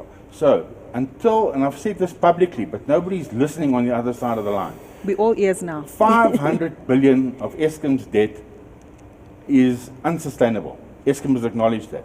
Of that 500, a good 300, my forensic investigation show, a good 300 billion is corrupt. Until you scrub the debt and say, we're taking the corrupt debt and we're going to clean it up and we're not going to have to pay that. Eskom's then left with between 250 and 300 billion. It's affordable. But there doesn't seem to be the willpower. Within Eskom, none of them want to have a forensic investigation. Within the ministry, they balk at a forensic investigation that I've been asking since 2010 when I came across the corruption for the first time. So this is not a new boat, this is an old boat. And there's been no willpower from the president to institute a forensic investigation. Zondo wings have been clipped. They've only been given, they think, whoever instructed the Zondo Commission thinks only the Guptas stole from Eskom. The stealing started long before that. And until you have a proper forensic investigation to do the root cause analysis, you don't know what medicine to give the organization. All these other jockeys are all cowboys. All the other jockeys are all tribals. Absolutely. That brings us to another important theme that obviously comes to the fore in terms of the concerns regarding how best to revitalize South Africa's economy. We can't resuscitate any kind of economic growth without clearing out the fraud and corruption that has taken place in the past, but most importantly also prevent it from happening in the future. Dibele, I want to get your thoughts on this. Business has also been very vocal and at the forefront, especially business against crime, in terms of fraud and corrupt activity that we've seen and ongoing illicit trade. I'd like to get your thoughts on some of the solutions that can be proposed to ensure that there's increased accountability. Professor Hall, I'll come to you next to also get your feedback on this one. So you say corruption that's been happening in the past, it's still quite present as the current COVID-19 crisis has shown us, with the PPE and the tender fraud that has taken place, and this 500 billion that was announced, that's just gone to everywhere else except to where it was supposed to, in hands that we don't understand. It's been an absolute disaster. So what needs to take place is for the NPA, the Hawks and SARS to be capacitated and boosted and allowed to freely implement and execute their mandate without fear or political favor. And in order to do that, it's been a concerted effort over the past 9-10 years or so to actually de-skill those organizations and remove the skills out of them. So we need to boost their capacity, and like the keynote speaker said, we need a capable state, and we need those particular organizations to be capable and implement what it is that they need to implement. And business stands ready, as always, to assist from a skills set perspective as and where we can, without necessarily capturing those organizations, to give them the necessary skills to speed up these investigations. I think we've been quite heartened to see the arrests happening in the Free State from that asbestos tender fraud, but we want to see that process to the very end with those individuals who are eventually found guilty in orange overalls. And same with illicit trade. It's been boosted by the policy decisions made during the lockdown and the bans of the sale of alcohol and cigarettes. And until people see consequences for their actions, nothing is ever going to change. So we need to show that crime doesn't pay. Crime will actually get you arrested and in jail. Professor Hall, I'd like to get your thoughts on this one. Well, firstly, I think the moment we're talking about Eskom, we need to understand that the interests and the politics around rent seeking are just so overwhelming. It's pretty hard to imagine being able to clamp down on that. So certainly opening up, democratizing, socializing access to the grid is absolutely crucial. But to come back to the last points that were being mentioned, I think that what's also very important is to think that, in a sense, government is corrupt when it pays money across to businesses, but the transfer of cash from the state to households is actually pretty straightforward. So I think that that's why, if we're wondering where, the 500 billion went, well, the 25 billion that went to households, we know for sure that it got to the right place. And that's why I think that it would be a real path-breaking shift if business were to put its weight behind the call for universal basic income. Build up on in terms of addressing corruption right across the board, across all sectors of society, is the social compact that has been highlighted by Wendy Lucas-Bull in our chairman's address, where she mentioned that, again, compromises will have to be made. And I think that's probably the tough part in terms of the conversations as to what are those compromises that do need to be made. And maybe, Debele, let me start with you to understand the compromises that business is willing to take in terms of making sure that we source solutions to the challenges South Africa's economy is facing. And Professor Hall, if you can also come back to give us some feedback. Ted, I'm not holding you back. I know you've got a lot of compromises you'd like to suggest to the table as well. Debele, let's start with you. I think from a business perspective, we understand that we don't need to be so profit motivated all the time, and that's why I say from an implementation perspective and an assistance perspective, the pain that business is going to have to take is, yes, we've got the skills and the expertise in the private sector. Let's offer those as far as possible on a pro bono basis to government, or on a scale that's less to what we're normally used to receiving, in order to see the state boosted and capable in the way that we want it to be. So it's a short-term loss of profits and money for a long-term gain. Would that also speak to executive pay, which we know business is also criticized about quite often?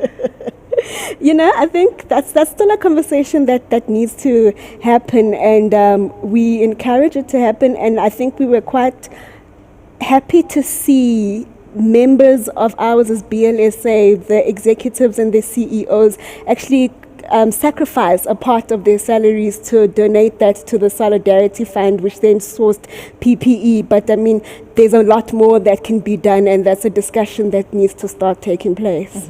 Discussions are not a bad place to start because they do lead to action. Professor Hall, I'd like to get your thoughts in this one. Again, compromises that can and should be taken. And maybe if you can also share your thoughts in terms of society. So often our labor force and South African public at large is often blamed for for lack of a better word, perhaps being greedy and not necessarily coming to the fore in terms of adequate productivity, adequate innovation, and inclusive participation in South Africa's economy. Your thoughts on compromises that need to be made at the table? Anything, actually. I think I'm more optimistic than that. If we think about what's happened this year, what an incredible outpouring of social solidarity we've seen from across society. We've seen people coming together, setting up community action networks, sending money, sending food, and in a sense, what we've seen some of what the best we can be in this society. So what I think would be key for a social compact is for business to come out and say, we will move beyond corporate social responsibility. We want to monitor our own sector. We acknowledge that corruption is not exclusively the domain of the public sector. There's private sector corruption. There's private sector corruption all the time in relation to the state.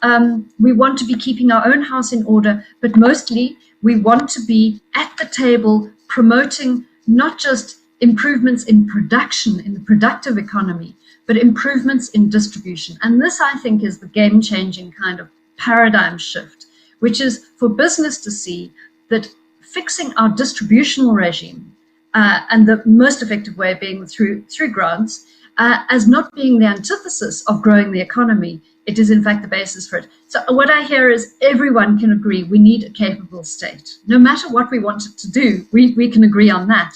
And we all have many shopping lists of what we want the state to do. But it's not like these things haven't been said before. Yes, we must work towards it. Yes, we must fight for it.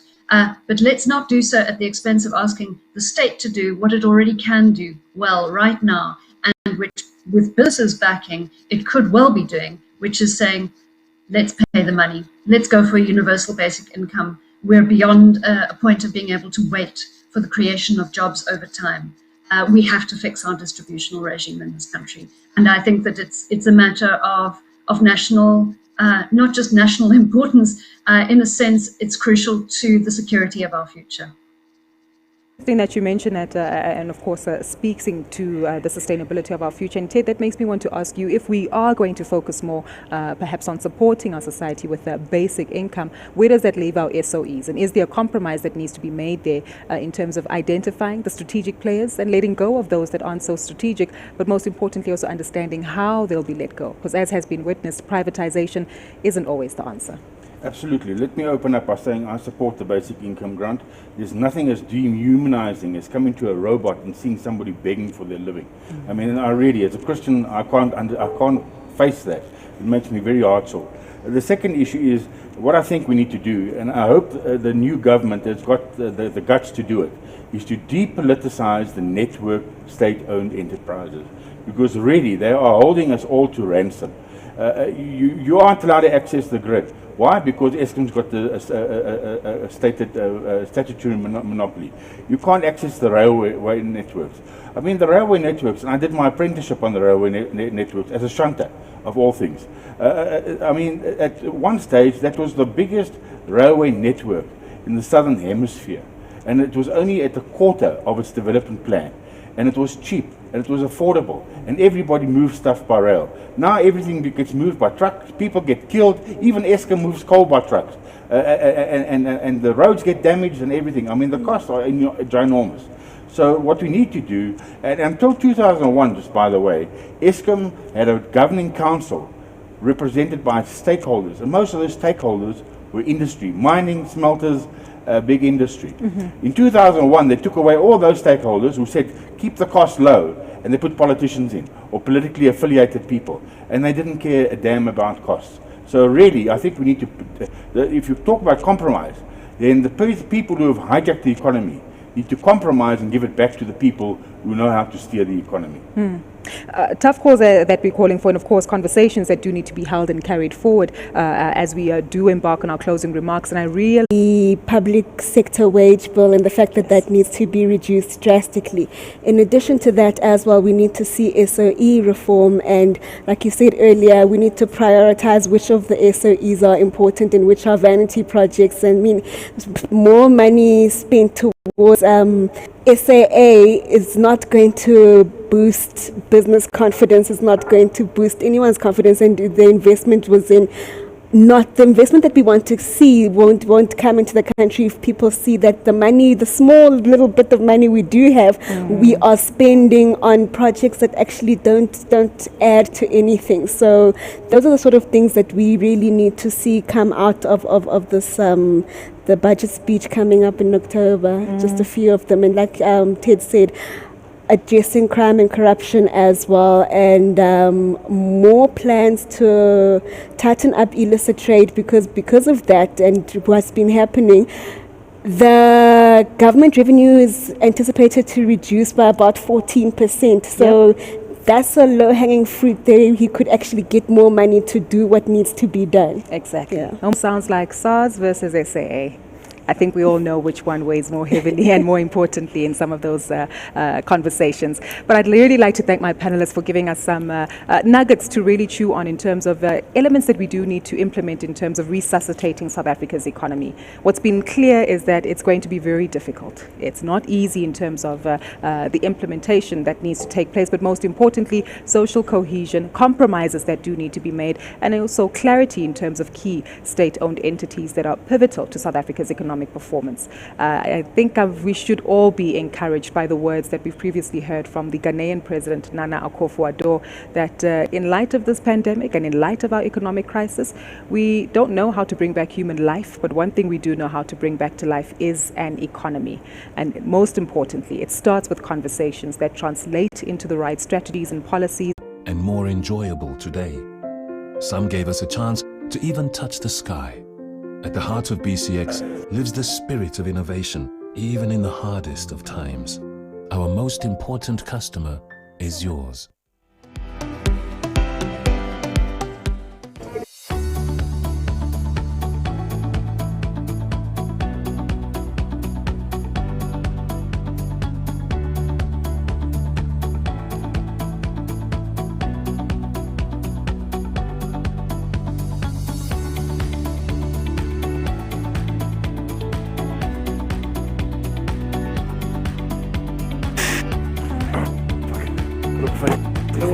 It's like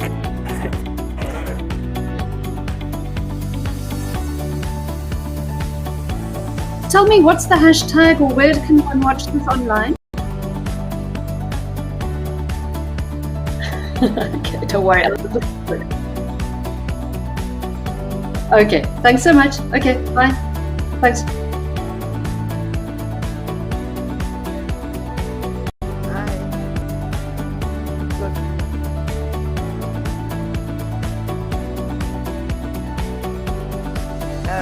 How does that sound now?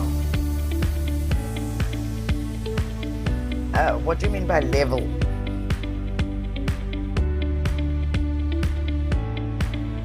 So, is it me speaking loudly, or is there something technical that I should be doing?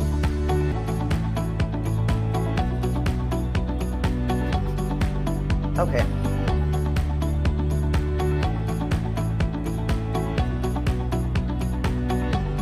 Sorry, can I just check, when I was in this kind of watching the live session, it seems like it sort of buffers. Am I going to have a problem with connection?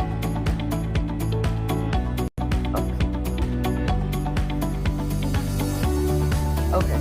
All right. Okay. Okay. Thanks.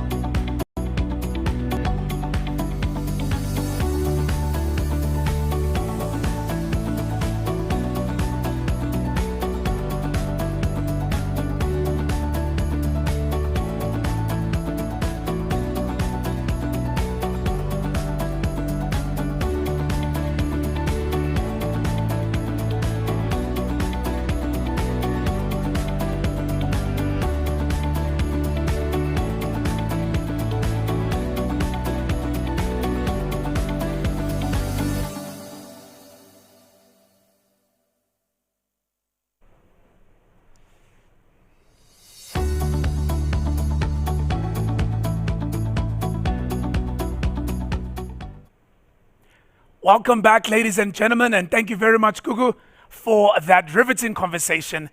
And we appreciate the bold ideas that were put forward by your very exciting panel, may I say, on how we can get our economy out of ICU. But there is one thing we cannot do. We cannot prosper in a world that is not prosperous. With all attempts of trying to get the economy going, we need to do all the things that we need to do in a responsible way so that we have a world to live in and also leave for future generations.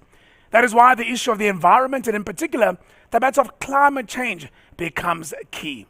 That is the focus of our next panel.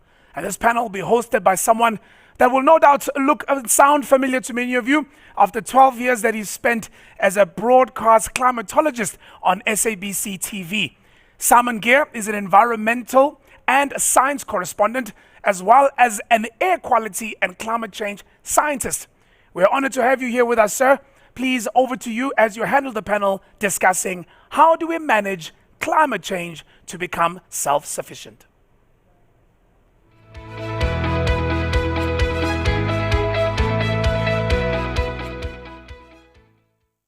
Thanks so much, Andile. We're very, very chuffed to be here. It's lovely to be back on your screens again. It's been a while, actually. At least I'm not showing the weather this time, as I might have done before.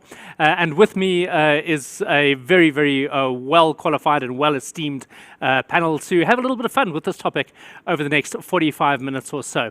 Let me start by introducing to my right, on the far side, that is Kekeleto Tsilowane. She is an engineer and she's the founder of Ramitsilo Manufacturing and Construction. It's an SME that is very, very into the idea of energy efficiency and climate change. We'll unpack that a little bit closer to the time.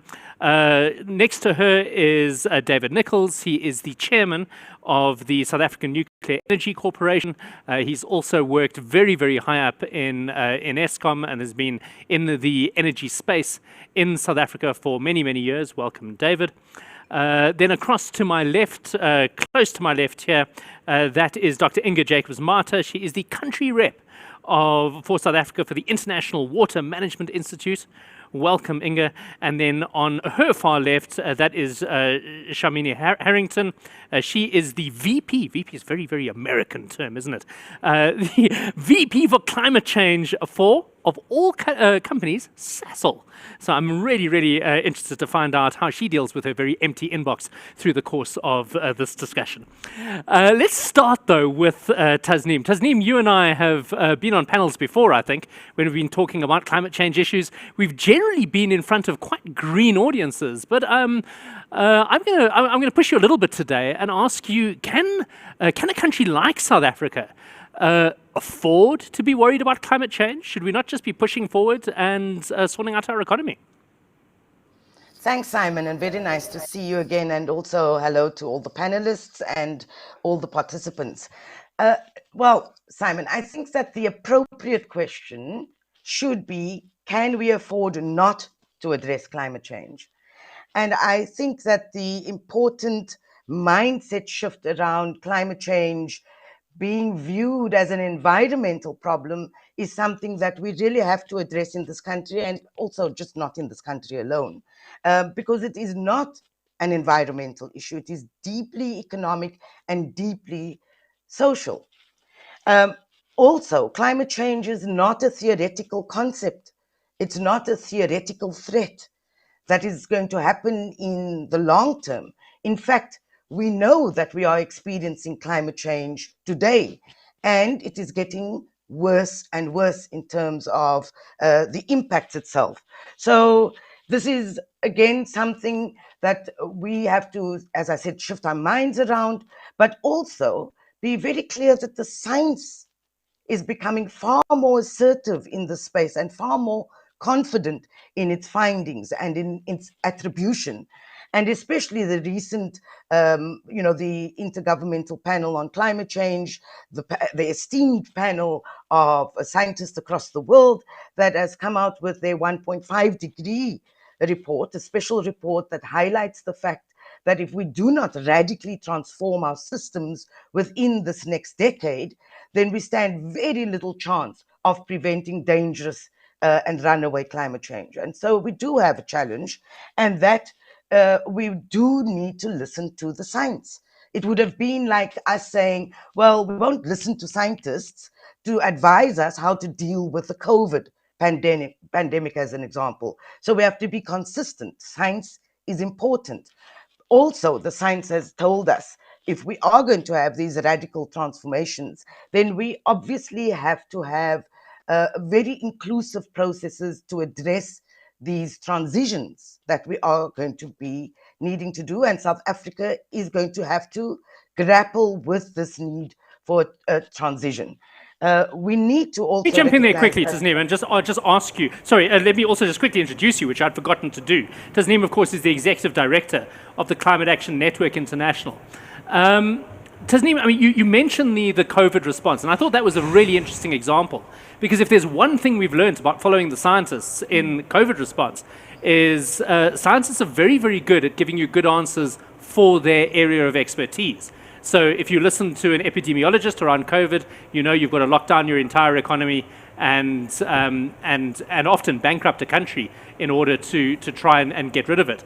The same is often true of climate, that it's the climatologists might have very, very different views to economists in terms of the appropriate road forward. Yeah, no, look, I mean, of course, scientists have to... They're not policymakers, but they do direct us towards what we can do. So the 1.5 report, for example, Simon, which I'm sure you're familiar with, very clearly tells us what, to ensure that we have these radical transformations that's needed in systems, energy, transport, industrial, etc. We would need to ensure that there are inclusive processes so that wider society co-owns the transformation. Now, the big thing in this country, and I have led the work on this in my capacity as a commissioner in the National Planning Commission, is the need for us to be proactive in our planning. Also, not to see that addressing climate change is a burden, but see it as a potential opportunity to reset our economy. We cannot be talking about a successful economy if we have witnessed real problems in this country and many other countries related to poverty and inequality, which, of course, COVID has just laid bare. So planning for a just transition is important. And this has to be an inclusive process of all the critical social partners in the country, because we cannot lurch from crisis to crisis. What we need to do is to build the resilience of our economy, to be able to be resilient to multiple crises, including health pandemics, including the climate crisis. And of course, we have to forefront addressing poverty and inequality at the center, because that is where we have seen the biggest impact of any kind of crisis. Is the way that most sustainability experts that I speak to these days are thinking, that we no longer think in terms of planting trees to capture carbon or something like that. It's far more about making systems more resilient, and in fact, in many ways, doing all the things to combat climate change that scientists say we should be doing anyway. Becoming more energy independent and embracing our green spaces and protecting our ecosystems. All of those things we should be doing regardless of whether or not climate change is a thing. Dr. Jacobs-Martin, let me bring you in now. From the perspective of water management and water resources, South Africa is a very, very water-constrained country. If you listen to some of our experts, we think that we might get to a stage quite soon, in fact, if we're not there already, where our economy is absolutely constrained by water. Are we at a stage with climate change that we accept that it's happening and just adapt, or is someone from your background still hoping that as a nation and as a world we can become more carbon neutral and actually try and slow climate change?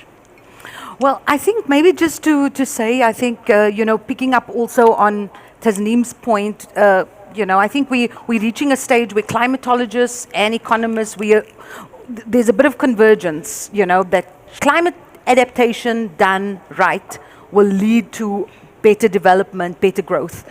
And certainly, from the scientist perspective, from research for development, that's certainly where we are, the stance we take.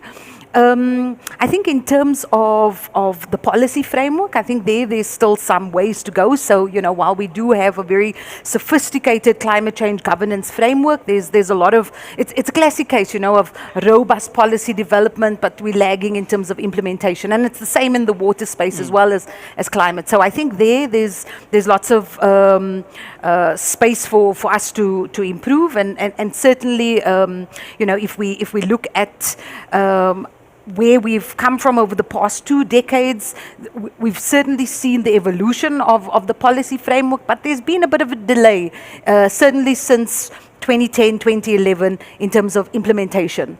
So I think there's lots of progress made, but indeed we still struggle with some of the challenges around technical capacity to implement, competition and tensions between the key players, the lack of a robust climate change finance strategy for the country. So there's a host of challenges.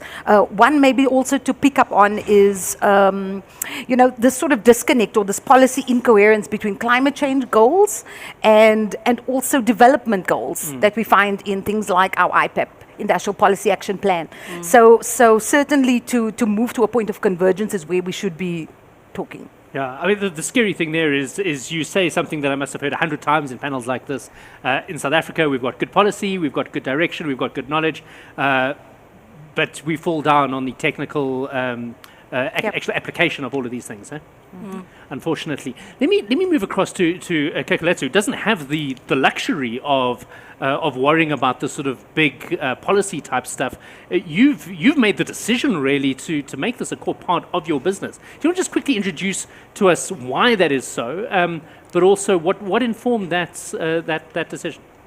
Firstly, the great question. Thank you. So, we firstly needed to acknowledge what effects climate change has already given us, and we as companies, as businesses, need to see climate change as opportunity and not just a threat, So we need to invest in the future now, and we need to make the changes we need to do now effectively. So we as Zilo then decided that we need to solve a problem, which is plastic pollution. And we created an innovative brick that recycles all type of plastics, so even your non-recyclable plastics. So we've allowed our landfills to have more space, so they can be used for better things like recreational purposes or housing. And we took on that responsibility regardless of the rules and regulations that are there, and that we still need to fight for, We took a stand and decided that we are going to do it. We started as our own individuals deciding on this and doing our own research, letting nothing stop us, only considering the fact that we need to create a better world. We need to stop waiting for people to do things for us, and we need to take advantages and do things ourselves. So if more opportunities are created, or better yet, are seen by SMMEs through the greener arena, we will then embrace a greener future. We will have such great opportunities and great innovations. So it's time that SMMEs embrace climate change and its opportunities, and most importantly, stop seeing it as a threat and stop relying on other people to make the change that you need to start. Are you still at the stage of relying on the quirkiness of doing something slightly different and maybe the sort of green boast opportunity that your clients get from using your bricks, or are you able to compete against mainstream materials? Luckily, because we had the construction background, we needed to make a product that we are also familiar with. So with our innovation, we wanted to keep in mind that people, when they think going green, they think something expensive, something that needs training, something that needs other building materials. So we made the brick to have the same look and feel as a traditional brick. So that the terminology might be a bit difficult for us to pass on to our customers, because when you say plastic brick, people think about a brick that's made entirely out of plastic and that's gonna burn, So we needed to make a brick that is strong, durable, and also fire retardant. So it went through tremendous tests, and it came out with higher compressor strength and more added benefits. So we kept to a product that is still familiar, that is cost effective, and that can compete with methods and stabilities that we are using and used to today. And it's not only benefiting the environment, but it's also tackling the lack of housing that we are faced with. And we are able to build roads hospitals and schools with this building with more recyclable plastic materials. And that's something that thankfully South Africa has also encouraged, that there's more roads that are built out of plastic and also roads that are built now out of tires. So more people are embracing greener environmental building methods, and that's a plus for us. Excellent, thank you. And really, really interesting, that idea of, I mean, the building industry is one that is quite attuned to green initiatives. Certainly in a marketing sense, and they have awards for green design and all of those sort of things. So it is a space that I can imagine Kekletso and her company, which is Ramtsilo Manufacturing, that they can find a comfortable home. A company that maybe might be struggling to find a comfortable home, there's no awards for the greenest fossil fuel company. Would be Sasol, and Shamini is joining us as VP of Climate Change at Sasol. I teased you earlier that you must have an empty inbox. It's very full. Other than compliance and monitoring and those sort of things, do you want to very quickly take us through what you do, but then also what are the plans around climate change with Sasol? Okay, so what do I do? So it's very little compliance. We have a team of compliance people. I think, Simon, the important thing to understand is everyone is concerned about climate change. And just like Kekletso, we're seeing an opportunity. We see our business as not being resilient to climate change. We've done extensive scenario analysis. We've included science. We've taken into account, as Tasneem said, we've taken into account what the future is going to look like and what our customers are actually asking for. And so the work that I do is actually focused on trying to understand and project what type of business are we really going to be about into the future. What is that opportunity? Where can we play a role? What do we want to be, and how can we reinvent ourselves? And we're really talking about transforming a Sasol. The Sasol of the future will not look like what we see today. I mean, Sasol's known for innovation. That's how we were born in South Africa. And so we definitely have the skill set, we have the expertise, and we have lots of CO2 to convert. So, we've got a huge risk, but we also see opportunity. And the reason for why I'm going down this road is we see hydrogen as a critical initiative economy sector in South Africa into the future. Sasol produces a large amount of hydrogen already, grey hydrogen. And so we're primed to be able to play in that space. But of course, you need renewable energy. And so we want to play a leading role in renewable energy. We've in fact just put out a request for information for renewable energy, 600 megawatts, the largest yet in South Africa. So we really are taking this seriously. We've updated our strategy. We've got a new strategy called Future Sasol, which has climate action at the heart of the strategy. This has been a bold step forward for us. And so my job is very focused on strategy, sustainability, looking at products, quantification of the impacts, quantification of the opportunities. So then what does Sasol look like in 50 years' time? We've had BP come out and say they're no longer a petroleum company, they're an energy company. Part of that might have been because they pumped all of their petroleum into the Gulf rather than actually burning. Yeah. So they obviously had a major PR crisis that almost forced them, I think, to look at greener options. When Sasol does that long-term scenario planning, are they seeing themselves being a renewable energy company? Are they seeing themselves being a petrochemicals company? I mean, what does it look like? So into the future, we're still doing the work. In fact, we're coming out with our 2050 roadmap, which is going to detail exactly that, as well as our 2050 target in alignment with the Paris Agreement. So that's coming out next year. We're doing the work as to what that identity is going to look like, but we really do see critical, no regret projects, opportunities for us to play a role in. Renewable energy, no-brainer. Energy efficiency, no-brainer. It makes us money. At the end of the day, these are the opportunities we've got to look at. So we are then leveraging that and then moving into something called gas as a transition fuel. We want to be able to have gas to balance our process. We've got coal, and for us, we need to reduce our process and combustion emissions. It's 50-50. We emit about 58 million tons, so that's a lot, 50-50 on that. So we need a different feedstock, and in the interim, gas plays that role. So we see ourselves playing in the gas economy as well in South Africa, and then also switching customers in the economy, and then into the future, springboarding into hydrogen. How much, what that will look like, it's work we're still doing, and watch the space.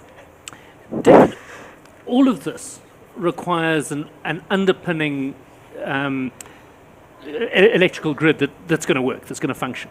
You spent many, many years working with Eskom. You've now thrown your lot in very much with the nuclear of those options that I think are available to us going forward. What would you like to see a grid look like in 50 years' time when Sasol is a hydrogen company, much to everyone's surprise? Well, thank you. Yeah, I did 35 years in Eskom, mostly in the nuclear field. I joined Eskom when Koeberg was being commissioned on the engineering side at Koeberg. And I think what you made a comment about what the underpinning required of the energy system, and it's quite true. Everyone talks about the change in the energy system. And everyone says, and you talk cell phones, and the change has been such that we don't worry about landlines anymore. Nobody cares if the landlines are installed or not. And so therefore, if telecom was to be closed down, nobody would get excited. Somehow, in this all change of the energy system, everyone says, yeah, we need all these nice renewable stuff, but we still need a main grid with big power stations to back us up when our renewables intermittently don't work, like every night when the sun goes down. Small detail. Unless your power lines go to India or Brazil, in which case you can use their power for evening peak from PV. So the real answer comes back to, if you look at the world experience out there today, and you look at low carbon grids, and that's what we're talking about in sustainability, the dominant low carbon grids in the world, about the only major low carbon grids in the world, are fed by one of two sources. Either large scale hydro, like someone like Norway, or large scale nuclear, like France, or a combination, like Ontario Hydro, or like give me a chance, Switzerland and so on, which are largely nuclear and coal. Those are the ones that have low carbon. The ones that have tried to go low carbon by the solution of renewables have never got there. And it's notable in the IRP, it's actually interesting that if you take the scenario with severe carbon constraint in the IRP, it only builds nuclear. Because natural gas is actually about as bad as coal in terms of emissions because of the leakage of methane from the pipelines. So the real answer is, if you look, and this country has an interesting example. I said I joined Eskom in '84. At that point, Eskom had as much plant under construction as in service. We had like 35,000 megawatts in service and about 35,000 megawatts under construction. That generation of plant, as we know, is getting to the end of its life. And by 2030, we're going to be in a national crisis of needing to replace those coal stations that physically are not able to go on much longer. It's like trying to take an old bus fleet and say we haven't maintained it for 200,000 K. Can we spend some money and paint it better and make it work better? The coal fleet has been worked to death in many ways.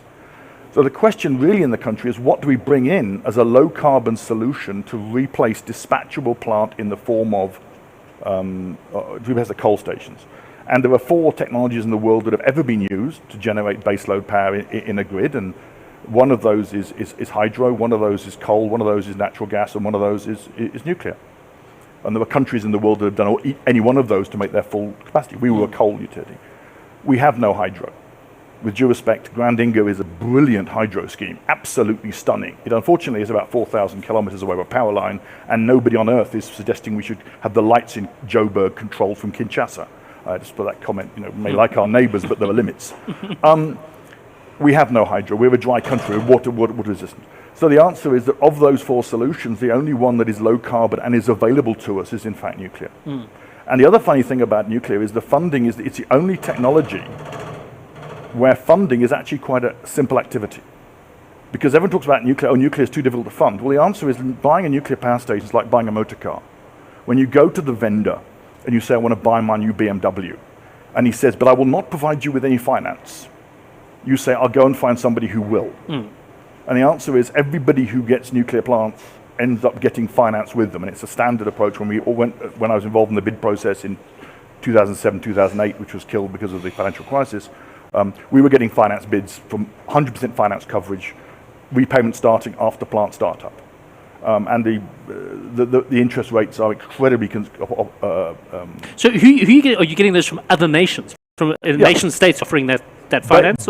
Basically, at the moment, we would start, if we're going to build a nuclear plant, and take a classical Koeberg type machine, if you were going to put 2 more machines on the Koeberg site, you would end up buying a standardized machine from either the French, the Americans, the Russians, the Chinese, or the Koreans. They're the guys who build these things. And you're like buying a motor car. You wouldn't go and say, I'm going to build my own motor car, I'm going to buy an engine from BMW and a gearbox from Ford, and you don't do that. You buy a standardized machine. With that comes a financing package. Interesting, the Egyptians just signed a financing package for their 4 big machines they're putting in near Cairo. And that financing is, I think, about 3% nominal in dollars, which is about 1% real. So the cost of finance is quite low because, like the car salesman, the guy wants to sell his nuclear power station. So the answer to that question is yes, you get the finance from the banks. It's called export credit agency financing. It's straightforward. And it's important to understand that everyone says, but we can't afford the debt. But every power system that we are putting into the grid, the sovereign is backing. So if you look at the renewables, everyone's so pleased with the money coming into the renewables. The reality is every single rand spent by a renewable company on putting a wind turbine up in South Africa at the moment is sovereign backed by the South African state. There is 200 billion rand at the moment on the National Treasury's books of contingent liability for those.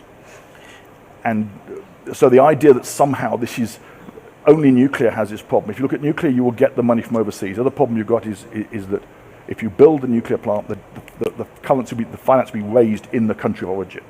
So it'll not affect our capital balance. And just to mention water for a quick, because I know water is an important issue, it is notable that the project they're building in Egypt, at El Daba, is 4 units like Coburg, but they've linked them to desalination plants. And if we put 2 machines like that at Coburg, to make Coburg 3 and 4, it would make about 3/4 of the current water consumption of Cape Town from the sea. Okay, there's three routes I want to go with this. Let me start with you quickly. From a water point of view, there's a number of different ways that our current energy system affects our water. I mean, digging up the whole of the Mpumalanga Highveld is a problem. But we otherwise need water to cool power stations, but we have that opportunity of using power stations to desalinate. Where does your organization stand on this? Are you pro-nuclear? Are you where are you? Well, I think for us, it's, it's to be smart about nuclear power, but really, IME is an international research for development organization. So we work at the small scale, so for us, it's about incentivizing small scale renewable energy use. It's about how do we promote solar irrigation on farms, for instance, it's about how do we promote conduit hydropower at the very small scale, enough to power up a business, a small business, enough to power up Okay, so you're very pro the idea of decentralizing exactly, power. Okay, it was where I was going to go. I want to then come to Tasneem quickly, and ask from a climate change point of view, the different organizations seem to be pro or against nuclear for various reasons. Are you guys more pro a renewable big grid, or do you like the idea of every single house in the country having a solar panel on top of it? Well, we don't have Tasneem in our ears at the moment. There we go. Hello?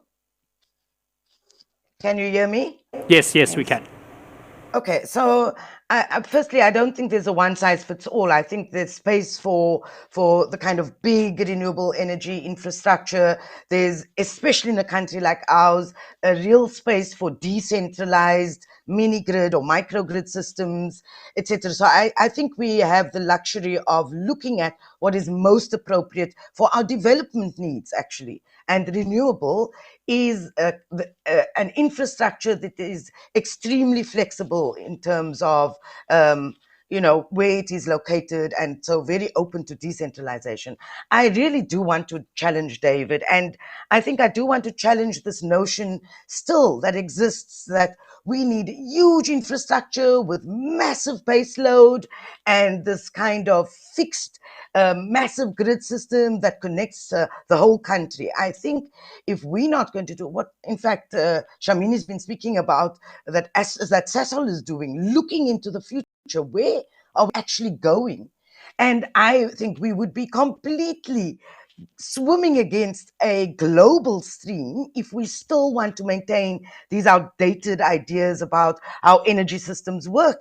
It's not going to work like that in the future. And there's already huge disruption in the energy systems across the world. So we are going to run the risk of And it's very easy for David to say, yes, we'll just get all these foreigners to come and deliver nuclear, we buy it like we buy a car. It's not the case. We do have to take into account the kind of cost to the country, the cost for the future.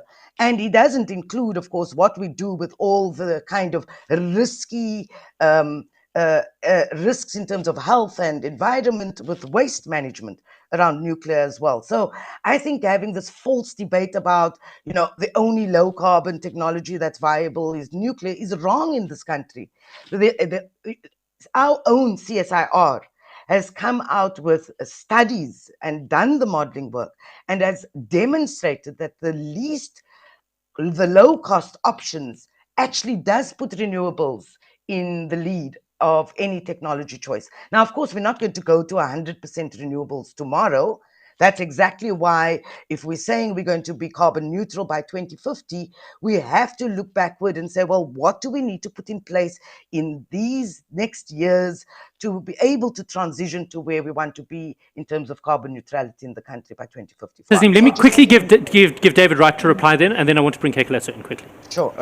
It's very simple. The CSIR model is interesting, but it has some fundamental assumptions inside it. And I'm a great believer that I'm an engineer, if you do models, mathematical models, or you always benchmark it against something in reality, you check your model is giving you the same answer as reality is, and then you change your input data and you see how it changes reality. Nobody has yet made anything close to the renewable industry work. I mean, I don't know, but they've recently had load shedding in California. And the concept, and my view is very simple, if microgrids are the future, they don't need the government to support them. Cell phones in Africa did not need government support. It was a fundamental thing. The reality is that everybody who says they're going carbon neutral and off the grid is keeping that line to the grid for that day when they don't have the sun. And the reality is that people say, well, I can trade energy. I heard someone say recently, but the grid's a big battery. And the trouble is, if the correlation of the intermittency was incoherent, that would work. But the trouble is that the sun goes down at roughly the same time everywhere in the country. And at evening peak, everybody wants power. At midday, they want to put power into the grid. The grids that have gone heavily renewable, I use California's example, over half the days of the year, a couple of years ago, over half the days of the year, the wholesale price of electricity in California went negative. Because at midday, there was no demand for anything, but at midnight, at evening peak, they hadn't changed it at all. It's called the duck curve, and it's famous in the industry. So if you tell me I want to have a feed-in tariff, for example, on my little solar panels, that's fine, as long as your feed-in tariff relates to the grid price, not to the wholesale price. I will put a simple answer to the problem we have with renewables. I suspect the place here is paying about 2 rand a unit per kilowatt hour for the power they're coming through the lights that are shining down brightly on me now. Of that, about 30 cents is the price of the energy. That's the price of the coal, because it's a coal-fed utility. The other 1.70 rand is the price of making sure that when you turn the light switch on, it comes on. And the renewables say, oh, but that's somebody else's problem. And they have this wonderful phrase called dynamic load management. You've heard that phrase of we're going to do dynamic load management. Eskom does that. It's called load shedding. We didn't go down too well in this country.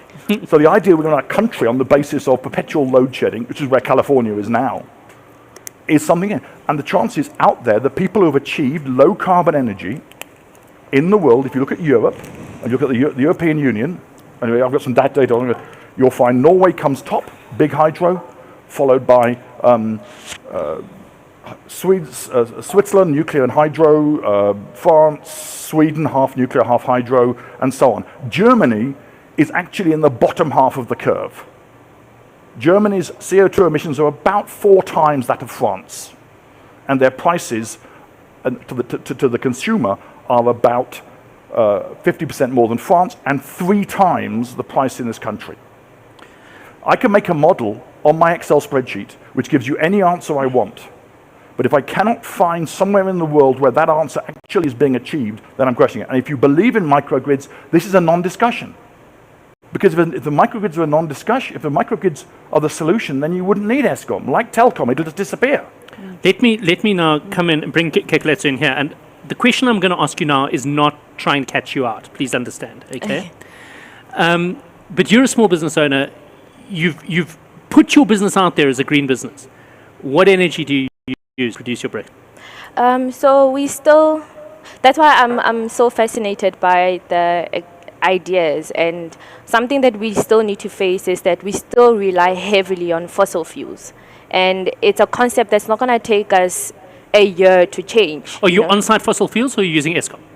We're using Eskom. Okay. Yeah. So when we start as an entrepreneur, you want to have all of these great innovations, and when you hear all of these ideas of hydrogen and solar power, you tend to think of something big. And we needed to start with conceptualizing the idea of living a greener way, making it a part of our lives, that we change it in every way possible. So if I can start it as an individual by seeing that, okay, my major problem is plastic pollution, or my major problem is Eskom, or my major, then I need to identify that problem that resonates to not only me, but challenges that mostly my communities are faced. Because if I go back to my community, which is a township in the Free State, and start speaking about hydrogen and nuclear power, those are not terms that they understand. And if we effectively want to influence everybody in their life, we have to speak languages that everybody can understand.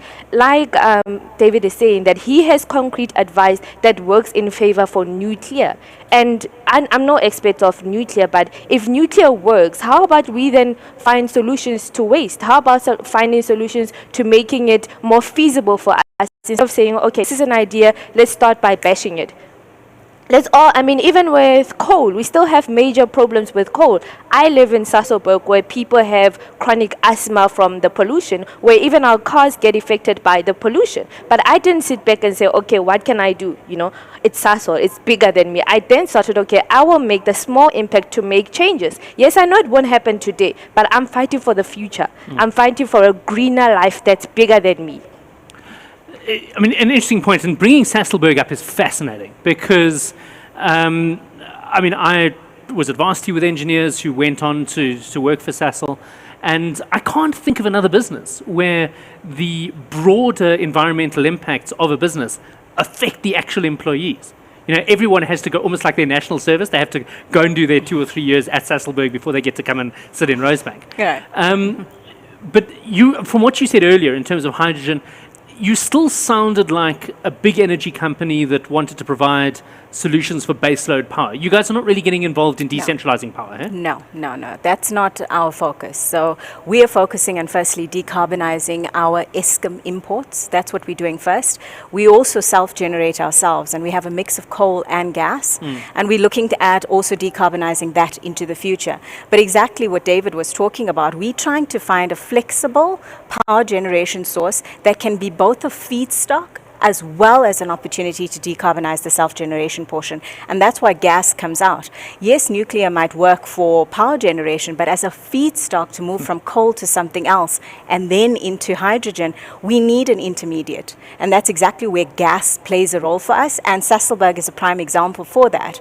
In 2004, we did the fuel switch. It reduced our emissions more than 50-60%, just purely because of the gas coming in. We would like to see the same play out in Secunda.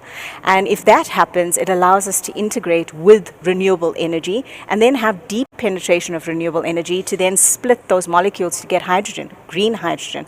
That's the thinking. Yeah. When you were talking earlier about, what is it, 600 megawatts, I think you Correct. said, that you wanted to have basically your own generation capacity. That's across the fence. That's for Eskom. Okay. Now, is that just about optimizing your process, maybe taking hydrogen back into the system, or is that actually a standalone solar system that is going to... Standalone solar system. Solar, eh? Solar and wind. We're looking for both. We requested proposals on both. We got about 7 gigawatts worth of proposals. We had to extend the deadline, so we were oversubscribed.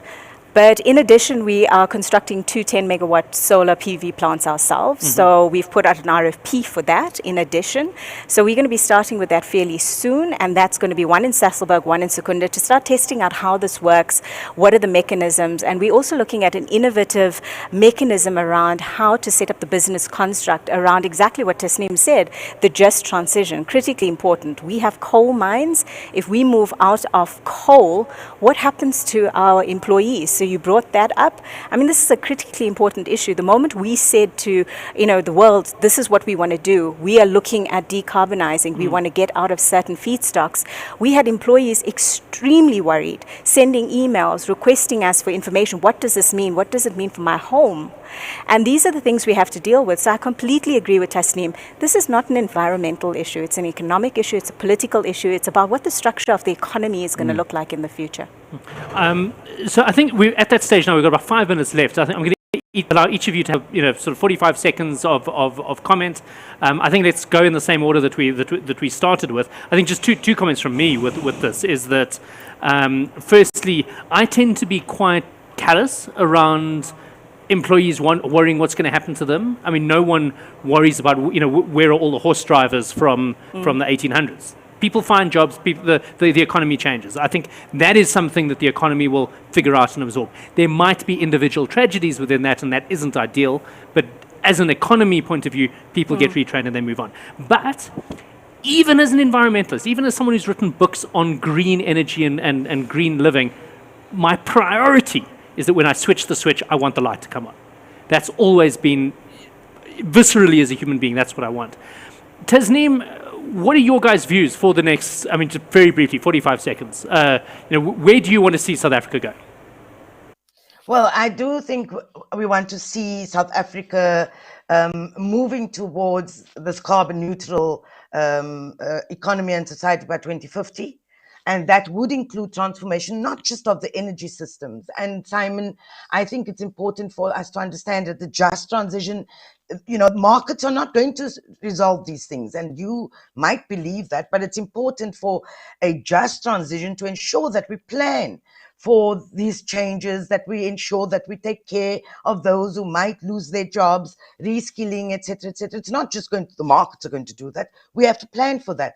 And it includes the fact that there are going to be sectors in our society, in our economy, that is going to be impacted by the impact of climate change. So the droughts, for example, has had severe job losses in the agricultural sector. Many farm workers lost their jobs, but we're not actually factoring that into our perspectives on what we need to do as a country on climate change. So for me, yes, renewables are becoming far more feasible, far more affordable, and there's constant innovation. And so David's point about it's going to be about load shedding because the sun goes down doesn't factor in all the innovations that are already underway in the space, including point well made, because we're running out of time, but I do completely grant that. Do you see a future, Kekeleto, where you are going to be energy independent as your business?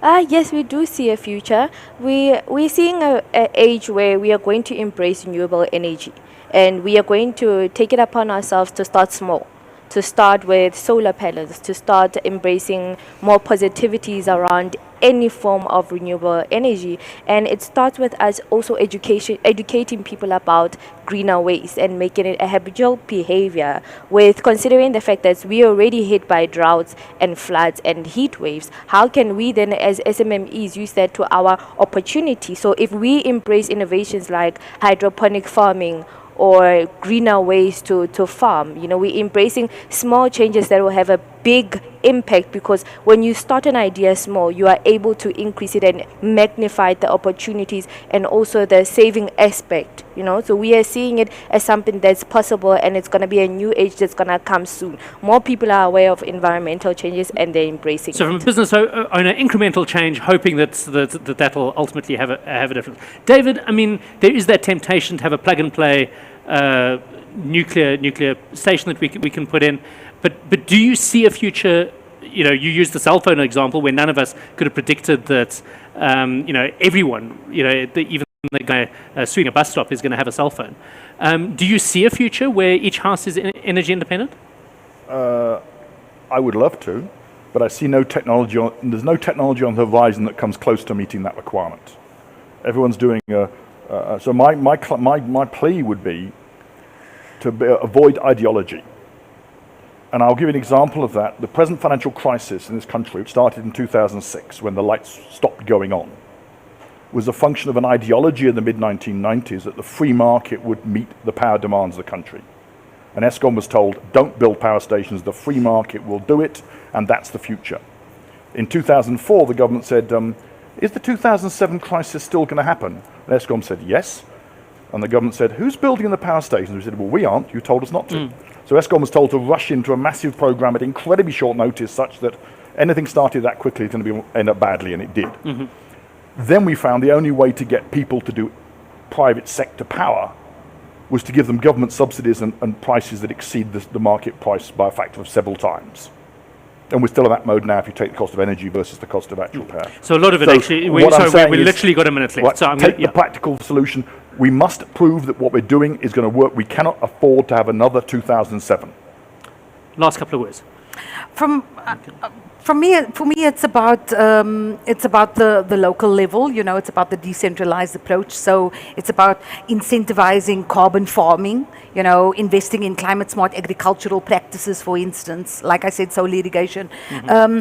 We haven't even spoken about food and how we reduce waste. We haven't, but we're not going to because Shamina has 30 seconds. I've got one question. Is Sasol going to employ the same number of people in 30 years' time as they do now, or is it going to be a much smaller company? We actually have no idea yet. We haven't done the work. That's the roadmap we're going to come out with. But critically important for us, one message I want to leave you with: collaboration. There is no silver bullet here. We need to all work together, all of us across the board, all sectors of society, and we need to find solutions that work for us, not dictated by others. And that, I think, brings us to the conclusion for today. Thank you very, very much for joining us. It's been fascinating. As always with these sort of panels, we could create another 5 panels of 5 hours each with all of the questions that we've raised from it. But from all of you joining me and from Tasneem, I think down in Cape Town, we thank you very, very much. Powered by nuclear. Yeah. Carbon-free, powered by nuclear. Cape Town powered by nuclear and uniforms and unicorns and good thoughts and really, really good sunsets. Andile, back to you. Wow.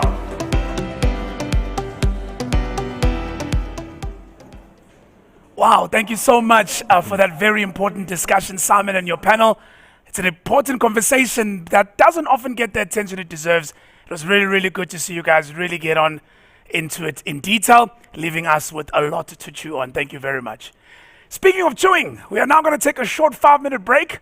So do gather your lunchtime snack and some hydration, and we'll be back in exactly 5 minutes.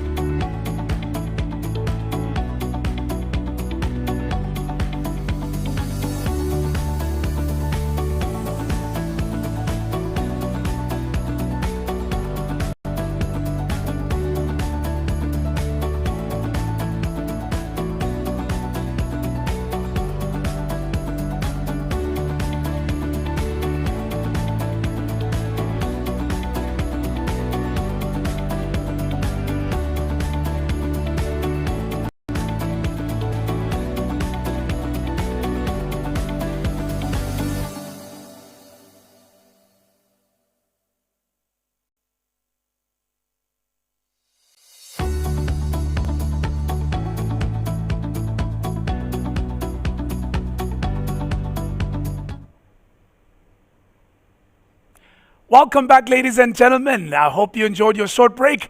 And it is now time for us to get into our final panel of the day.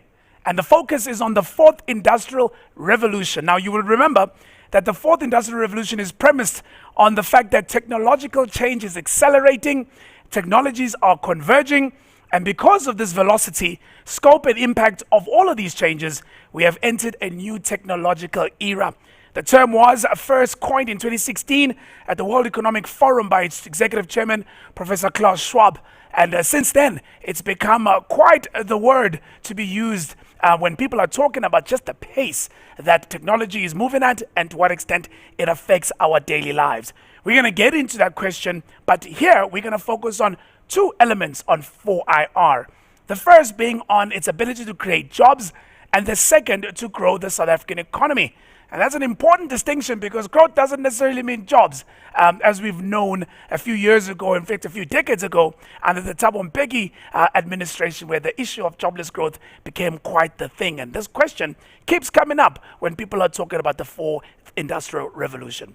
Let me introduce my panel to you. I've got two of them joining us virtually and two of them here with me in studio. Let me start with the virtual guest, Dr. Michael Gastro. He is the Director for Science in Society at the Human Sciences Research Council. Sir, how are you? Thank you so much for joining us.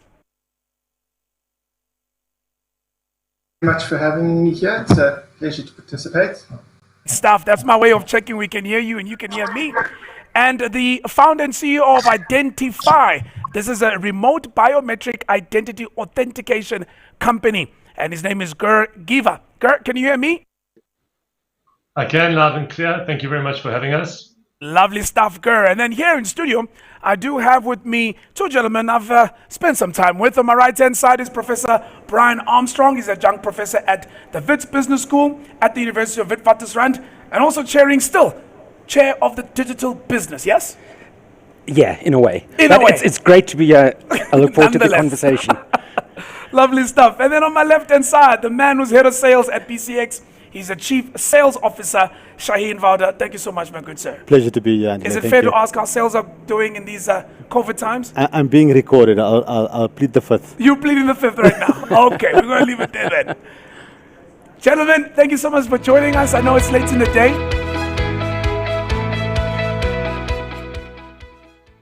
Thank you again for joining us. I know that it's late in the day and you probably have a lot to do. So having the pleasure of your brains and your insights on this topic is a pleasure for me. And I'm pretty sure for many people that are watching at home and in their offices.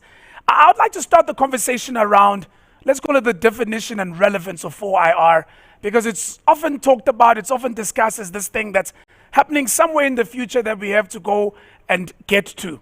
But in many ways, it also gets a lot of criticism. I recall President Ramaphosa, I think it was about a year ago, where he gave a State of the Nation address. And he spoke about his dream for bullet trains and skyscrapers. And he got a lot of stick for that, where people are saying, hey, you're taking us so far in the future, we've got problems today. So I wanna ask the question of context, and I'll start with you, Professor Brian Armstrong, and also relevance, right? This term 4IR, it's been bandied around a lot. It's come a lot of criticism have come of it since it was coined. In the South African and African context, when we are speaking about 4IR, how do you respond to the criticism that says you are putting the cart before the horse? We've got some bread and butter issues we need to be focused on right now. Stop dreaming about your skyscrapers and your bullet trains. This stuff sounds like pie in the sky, too far in the future. What would be your response? I think there's a few parts to that, Andy. I think the first is that when you speak to people in business and government, a lot of the time you get this thing, we need to get the second and third industrial revolution right before we focus on the fourth industrial revolution. And I think there is a contextual truth to that, but it's not a sequential process.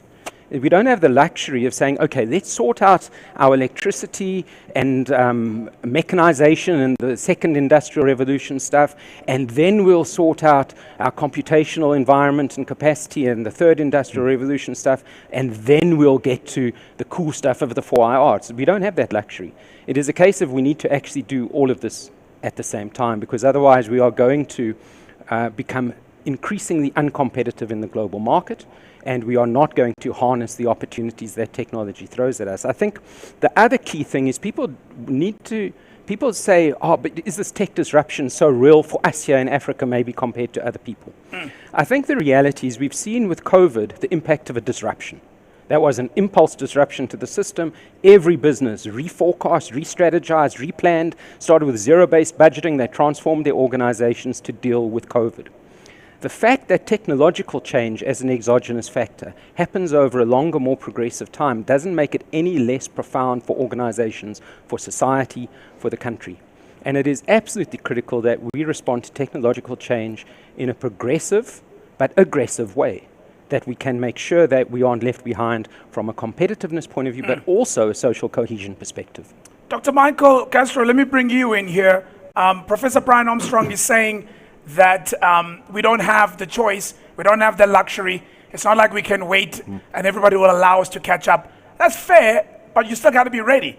You still got to have your boots girded on and ready for the battle. Are we ready for the battle?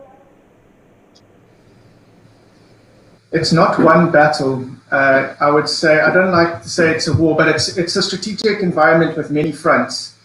And we're ready on some fronts and less ready on others. And I absolutely concur with Brian's kind of disaggregated kind of framing of where technology fits in. It's a question of looking at the full spectrum of technologies that fall under this umbrella term, how that's changed since 2016, the innovation systems and capabilities that lie behind all those technologies in our local environment, the impact those could have on the supply side of the economy, on the demand side of the economy, on employment. So a disaggregated approach is, I think, realistic. And in short, that further discussion can be had on that point. I'd say in our ICT infrastructure sector, there's huge room for improvement, both for the public consumer and for the business consumer. And in other areas, there's really pockets of world-class excellence that we can take advantage of, whether it's in the area of advanced manufacturing or astronomy or biotech. But around that, there's areas where we need to strategically build capabilities in order to make the most of the promise of some of these technologies. And that then becomes an education policy question, as well as a question of the capabilities in the system to interact with each other. Is the education sector engaging in a constructive way with those that are acquiring skills, and is government playing the facilitation role it should, and so on. So I think that's a big question. You could break up into a whole bunch of little questions. Absolutely, we're going to come back to that education question because it's going to come down to skills at some point. Let me turn to the should I call them the business brains in the panel? And I like the little split here because I think I have a more entrepreneurial perspective, and I have a little bit more of a market leader, corporate perspective. Let me start with you, Shaheen. What is the business perspective then to this question? When you talk to clients about what they should be doing to make sure they stay abreast with what's happening in technology, they take advantage of the benefits of it, are you getting the excited feeling that says where CIOs and CEOs and even shareholders are saying, yes, indeed, let's spend more money on technology because that's how we're going to stay competitive? Or are people in South Africa and Africa going, man, this stuff, it all sounds all great and well, but we're okay, actually. We don't really need to be investing all this money that you, Shaheen, wants me to pay BCX for me to catch up with this 4IR. Yeah, thanks, Andile. The exciting thing for me in our sphere is that the people that we do business with know more about IT than we do. And I think that's a function of where we find ourselves at the moment, from the third industrial revolution down to the fourth industrial revolution. And why I say that's important for me is businesses today are looking at us not to help them reduce costs, as an example. I think that cost efficiency conversation is there, keeping the lights on, those sort of things, managing applications is there still, but they really want us to help them generate an additional bit of revenue, increase demand for the products and services that they're selling. Now, when you look at the acceleration of digitization now with the fourth industrial revolution, I think that's helping them accelerate that sort of go-to-market and get to their customers a lot quicker. And to the topic of today, in terms of job creation and the like, I think if we as IT, as the IT sector, can assist those companies to get to their customers quicker, it's going to increase demand. Increasing demand has a direct effect on jobs. You're going to have more people that's going to be required to be able to fulfill that particular demand. And so I think that the inter-industry connection and the synergies between different industries is going to help us accelerate job creation using Fourth Industrial Revolution. But what are clients saying when they're sitting in an investment committee, Shaheen, where I have some capital I want to deploy, but I'm looking for returns? Because shareholders are going to ask me that question when they do their returns on equity and returns on assets, right? Yes, demand will come, but I may not believe that I need to deploy that investment now for this demand that seems to be coming at some point in future. Sure. Is the business environment convinced enough that indeed this 4IR is a journey, something Professor Armstrong said to me earlier, and not a destination, and I need to start now investing, as opposed to actually I can fold my hands, just watch how things are going, and maybe deploy some of these investments to something else, sure, not technology. Sure. So absolutely. I think the conversation at board level is happening between CapEx and OpEx. And I think what 4IR is doing for us is it's moving that pendulum. It's moving more towards an OpEx conversation. So us as IT companies are doing the investment in large assets, data centers, connectivity, network, those sort of things. And the businesses out there are rather now consuming those services from us from an operational perspective, rather than them going out and investing significant amount of capital on large assets. We're doing it for them. You look at the Azures of the world, you look at the AWS of the world, you look at the systems integrators in South Africa that are investing in cloud technologies locally. It's allowing those companies of ours to consume those services from a cloud perspective from us, rather than them going and building data centers and investing in technology themselves. All right, Gert, let me turn to you now.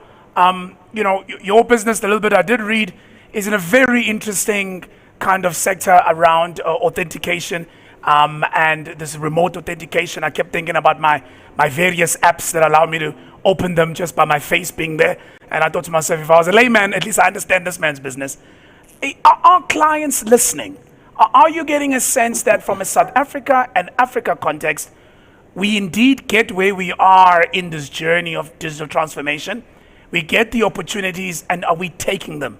Just from a perspective of a more entrepreneurial business that's probably kicking the doors to try and get in and try to disrupt, particularly some people who may have bought technology the same old way as they did before and may not have seen the relevance of opportunities of the technologies you are selling out there. Yeah, thank you very much. I think that the times for us personally have changed.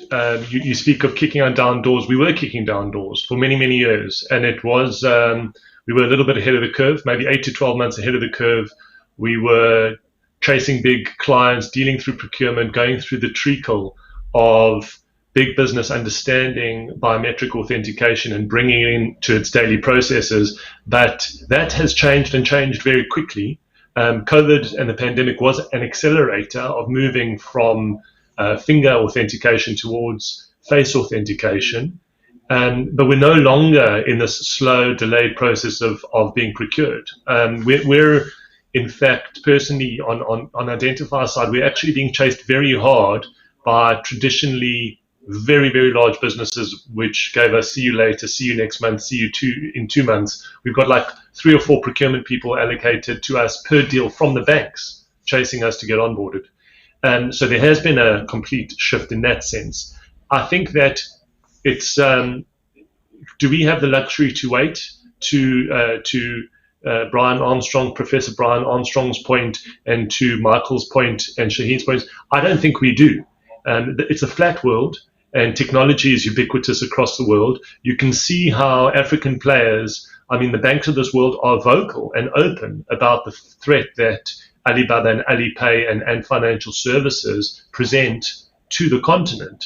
And that is based on those entities mastering, understanding, deploying relentlessly the technology of 4IR. We don't have the luxury to wait. And if we are to expedite the wealth creation at the main level of our population being the youth. 62% of Africa's youth constituting the total 1.2 billion. That is where the action is, and we can't get second and third consequentially right to Professor Armstrong's point. We have to meet reality where reality is, and that is very much in the fields of AI and blockchain and robotics and so forth. We have to play where the world is playing.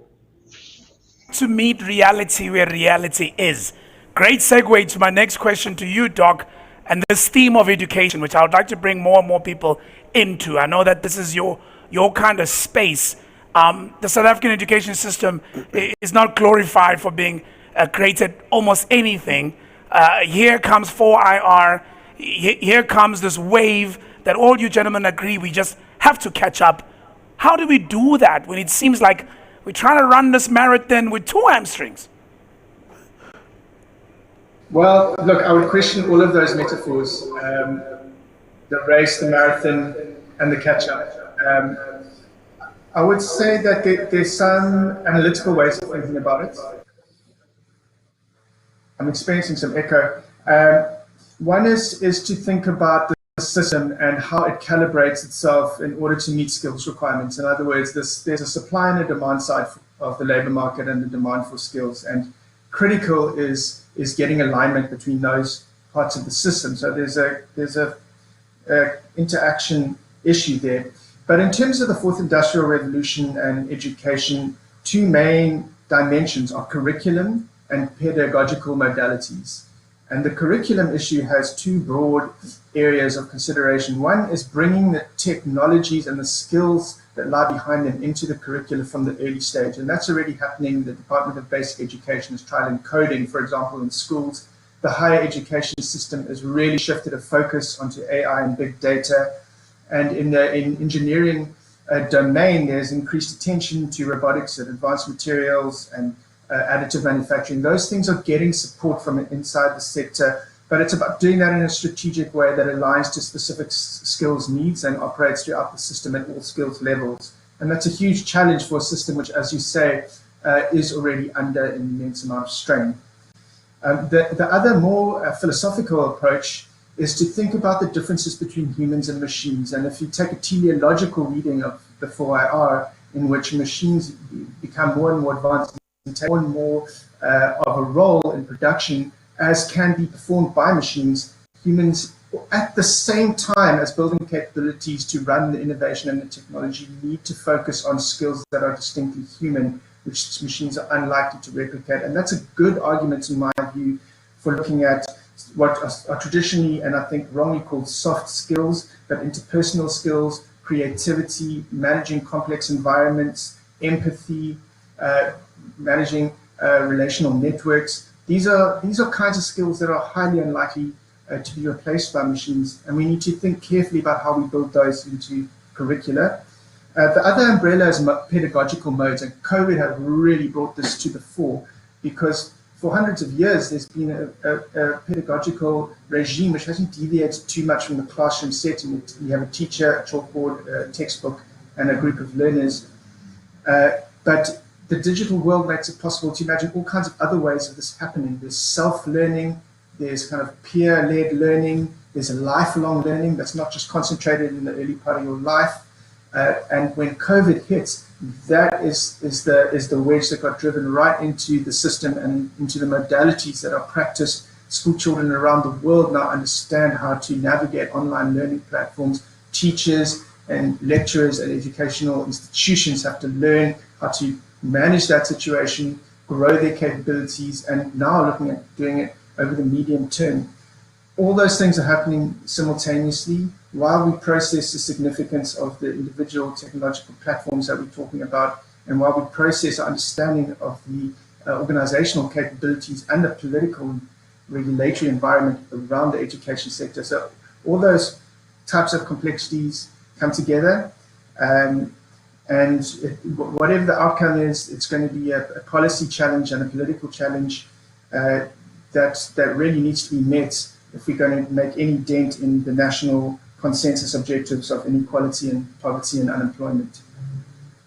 to that point, though, Doc, I'm no education expert, but everything you said seems to make a lot of sense.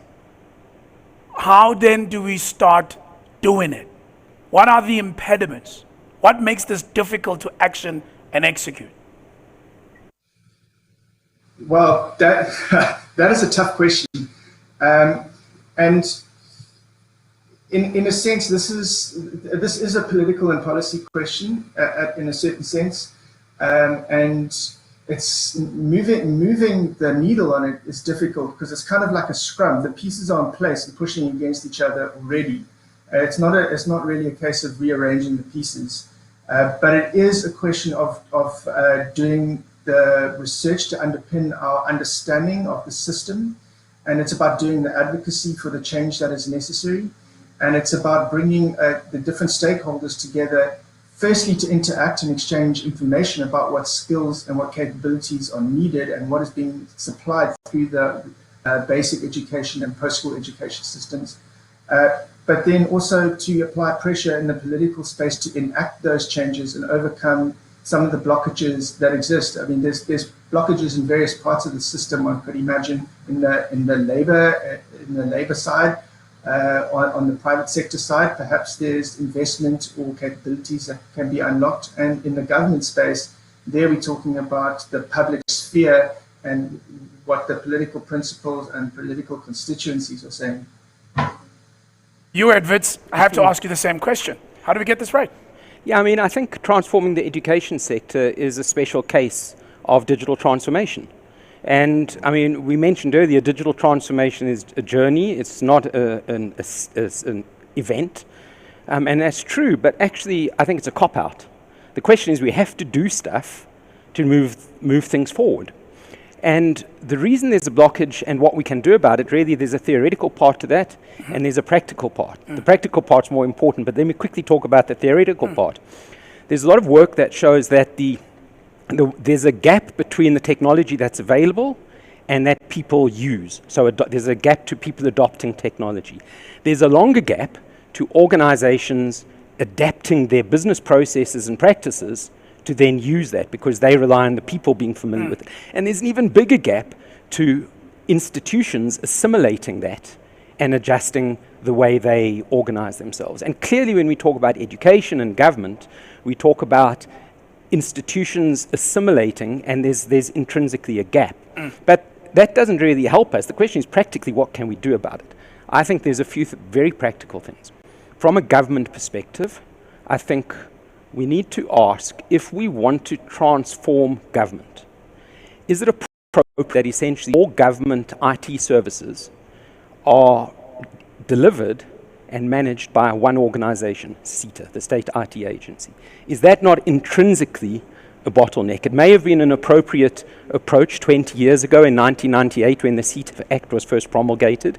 I think we seriously need to reconsider the role of SETA. From a labor perspective, organizations in education, for example, like SAT2, they need to demonstrate that they are a force for change and progressive adoption of technology rather than a force for resisting change and maintenance of the status quo. SAT2 are incredibly powerful, as are many other unions, and they need to demonstrate to themselves, to the government, and to society that they are a progressive force for change. And then with regard to business, you know, in business we talk about the sort of the triad of people, process, and technology. You can change technology pretty quickly. You can change process, it's a bit harder, but you can do it. The hardest thing to change is people. How do we do that? It comes down to leadership. It is about the leadership of the organization recognizing that digital transformation has to be about top-line growth, not about cost cutting. And it is about the culture and the people in the organization. Change is hard, we all know that, but it is embracing change and looking for better ways to do things. You know, Gur, I often hear entrepreneurial businesses reference the issue of skills from the perspective of access to the right skills locally, you know, to help them build their solutions and improve their products. And what Dr. Michael Castro was saying earlier on about the curriculum kind of not having what used to be called soft skills, which are actually the skills we need to lead technologies, i.e. to be humans, because, computers will do everything else, I guess. What is your perspective as somebody building a technology-driven business in South Africa when you look at kind of the educational skills landscape, and how are you trying to solve that for your own business, short of externalizing those services and skills to other markets? Yeah, so we're definitely focused on employing and recruiting and deploying skills in South Africa. It's very rarely that we go outside of the borders of South Africa, and the reasons are multi-pronged, but there's a certain cultural and commercial savvy and awareness that local South Africans understand. It's very difficult to express the importance of Standard Bank or Bidvest or Investec or other key of our clients to a Ukrainian developer.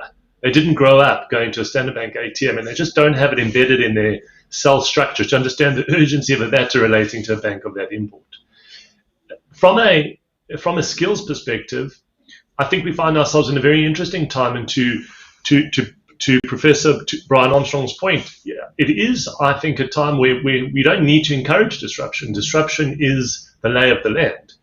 If we are recruiting human capital in our organization, we're not that fussed with whether the person has done a coding course or not, whether they're accredited or not. What we care about is, what is the quality of the code that's written? How accurate is that code? Does it scale? Has it been documented? How cost effectively has it been written, and how long did it take? I don't really care whether the person did or didn't study, because studying, there's a difference between schooling and education. And studying can be done on a mobile phone. And studying can be done on a 900 Rand Android device or a 400 Rand Android device. It's up to the individual to engage those platforms. Massive online education platforms like edX, who are not-for-profit driven, you can do a hell of a lot on your own with internet connectivity, and that is a big disclaimer. And from our perspective, we don't really mind the certificate. What we mind is the quality of the code, the quality of the thinking, and the quality of the thought leadership that the human capital can embed in our business. And just one follow-on point, I think that where we are currently with AI is that AI relies on human IQ. There was a Netflix series on the Chinese game Go, where ultimately, I won't spoil it, but there was a section in the film where the AI was making a series of mistakes, and they found this black of knowledge that the AI didn't have. And who did they bring in to solve the problem? Humans. So I think there's a lot of collaboration between neural networks, deep neural networks, and humans that is very much required before we start to see AI eradicating jobs left, right, and center of the normal jobs. So I think education is becoming disrupted, whether we like it or not, and is flattening the access for job opportunities. Absolutely. Just say, Shane, I can only imagine, from kind of a corporate perspective, the good old days of going to university, get a computer science degree, join some IT department somewhere, and you set for life. Whatever comes, the people that drop off whatever new technology, they'll take you to some short course and you'll be fine. How are you and your clients, really big kind of corporates and leaders in all the different verticals in the economy, how are they trying to solve this issue of skills in a workforce that's mixed? The millennials are there, the old school guys and girls are also there. Sure. So there's definitely a combination. Where I will agree with you is that the types of people we are employing are different. We don't put a lot of emphasis on a degree anymore. We think a degree is good. A degree is good because it shows us that that person has the ability to complete a task over a long period of time. She's got the resilience, she's got the capability to be able to stick to something and complete it, so you can execute. And that for us is very, very good. Apart from the fact that we acknowledge, and that I'm not professing that we don't go out and get our degrees, by no means. But the types of people that we are employing at the moment in BCX, as an example, are people that have got more capability in data science, as example, in analytics. We're looking at our BCX EXA division has got about 30 odd data scientists that have been employed there. And their jobs literally is to go out and work with our customers and the applications and the amount of data that's being generated by the application, and to analyze that and build business models for those companies of ours. You don't need a computer science degree for that. You need a slightly different degree for that. We're looking at people that have got stats and maths as a core competence that's within their degrees. So we are moving in that direction. But it doesn't mean that everything that you've learned historically is just gone for a ball. It's not, right? You need the historic, you need the institutional knowledge to be able to bring these two things together. It's as Professor said earlier, it's not a flick. It's a journey. And if you allow me, I mean, just to add to some of the points that the gentleman made earlier around execution and how do we bring this closer to home. For me, as you talk about, we seem to make it not make it the problem of higher education to resolve. I think the first problem we need to resolve, and I think the government has taken a step towards doing that, is around a willingness and an intent to adopt for IR. And the President with his 30-man committee and panel, I think that intent is now there. I think connectivity is probably the most important thing that we've got to invest in today. Without connectivity, you're not going to allow any of the people that are sitting in rural areas access to education, as Guy has alluded to. You need connectivity to be able to bridge that divide and give people access. And then it's a combination between the higher education institutes and the corporates to do on-the-job learning and to do tertiary learning, so that we can bring this combination of education and connectivity and access together. And that's for me, the heartbeat of the plan, of the execution plan. And then the journey then progresses, and we can start seeing the realization of 4IR around us, which I think is there already at the moment. We are seeing some benefits. So let's get practical on the question. Thank you so much for that, Shaheen. Let's get practical on the question of jobs. And let's, for a moment, dream we get this right. Okay? Let's imagine we get connectivity right, infrastructure, we get the mindset of all the role players right, and we're all like, okay, we're going to meet, to use Kerr's language, we're going to meet where reality is. All right, we're going to do this thing. If I'm a parent of a school leaver, or I am that young school leaver, and I'm listening to these uncles and dads talk about the stuff that really sounds like they've got insight on where the world is today, what am I going to study?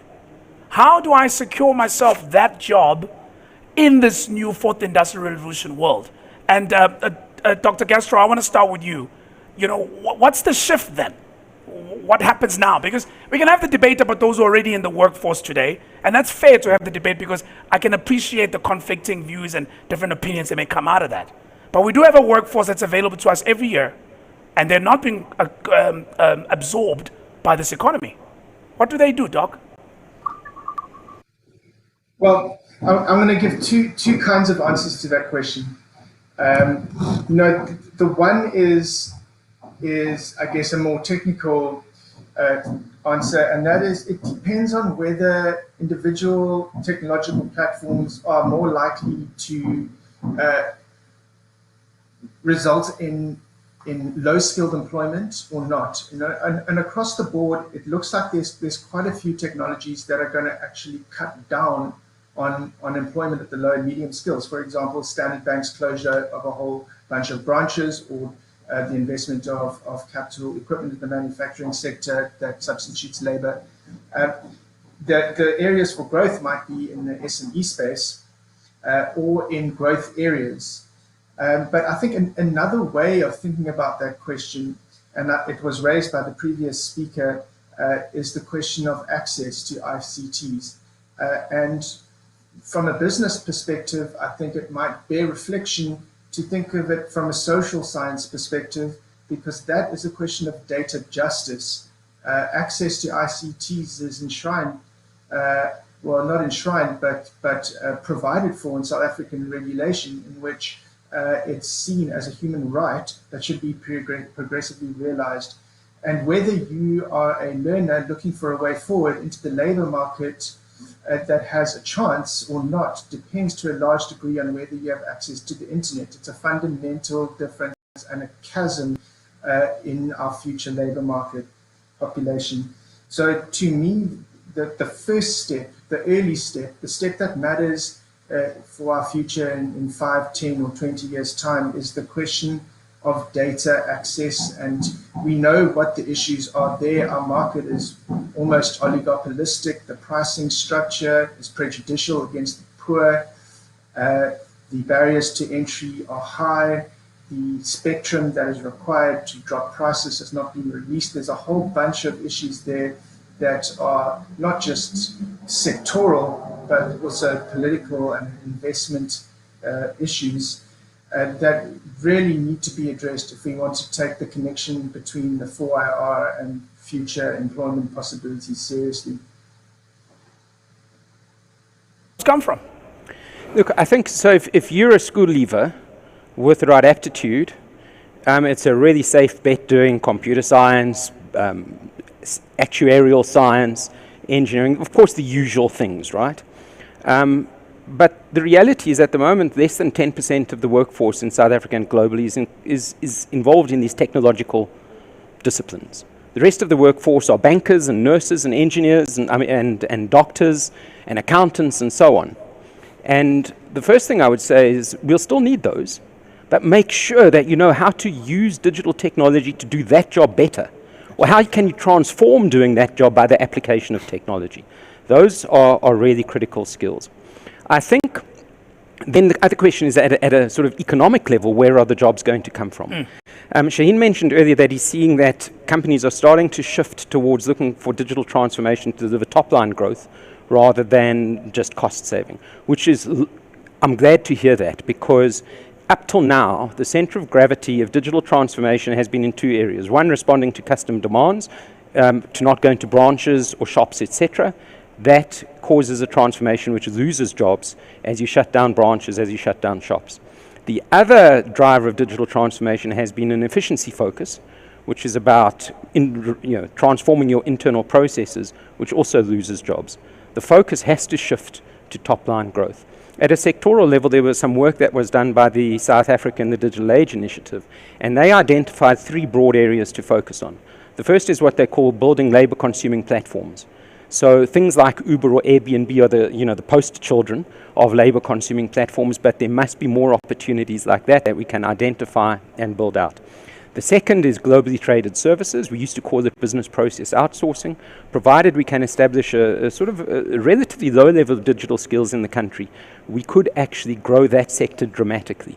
And the third is being a vibrant hub for the application of emerging technologies in an emerging markets context where we demonstrate viability in South Africa and then export them and scale up to address continental and global demand for the same service. Those are 3 very tangible sectors that can create growth, because absent to change, the way digital transformation has been done to date, absent to change, it will destroy jobs. So we therefore have to make these changes to actually ensure that we can get inclusive growth, because ultimately social cohesion and the future of South Africa depends on that. What's the catalyst, Prof, that allows that to happen?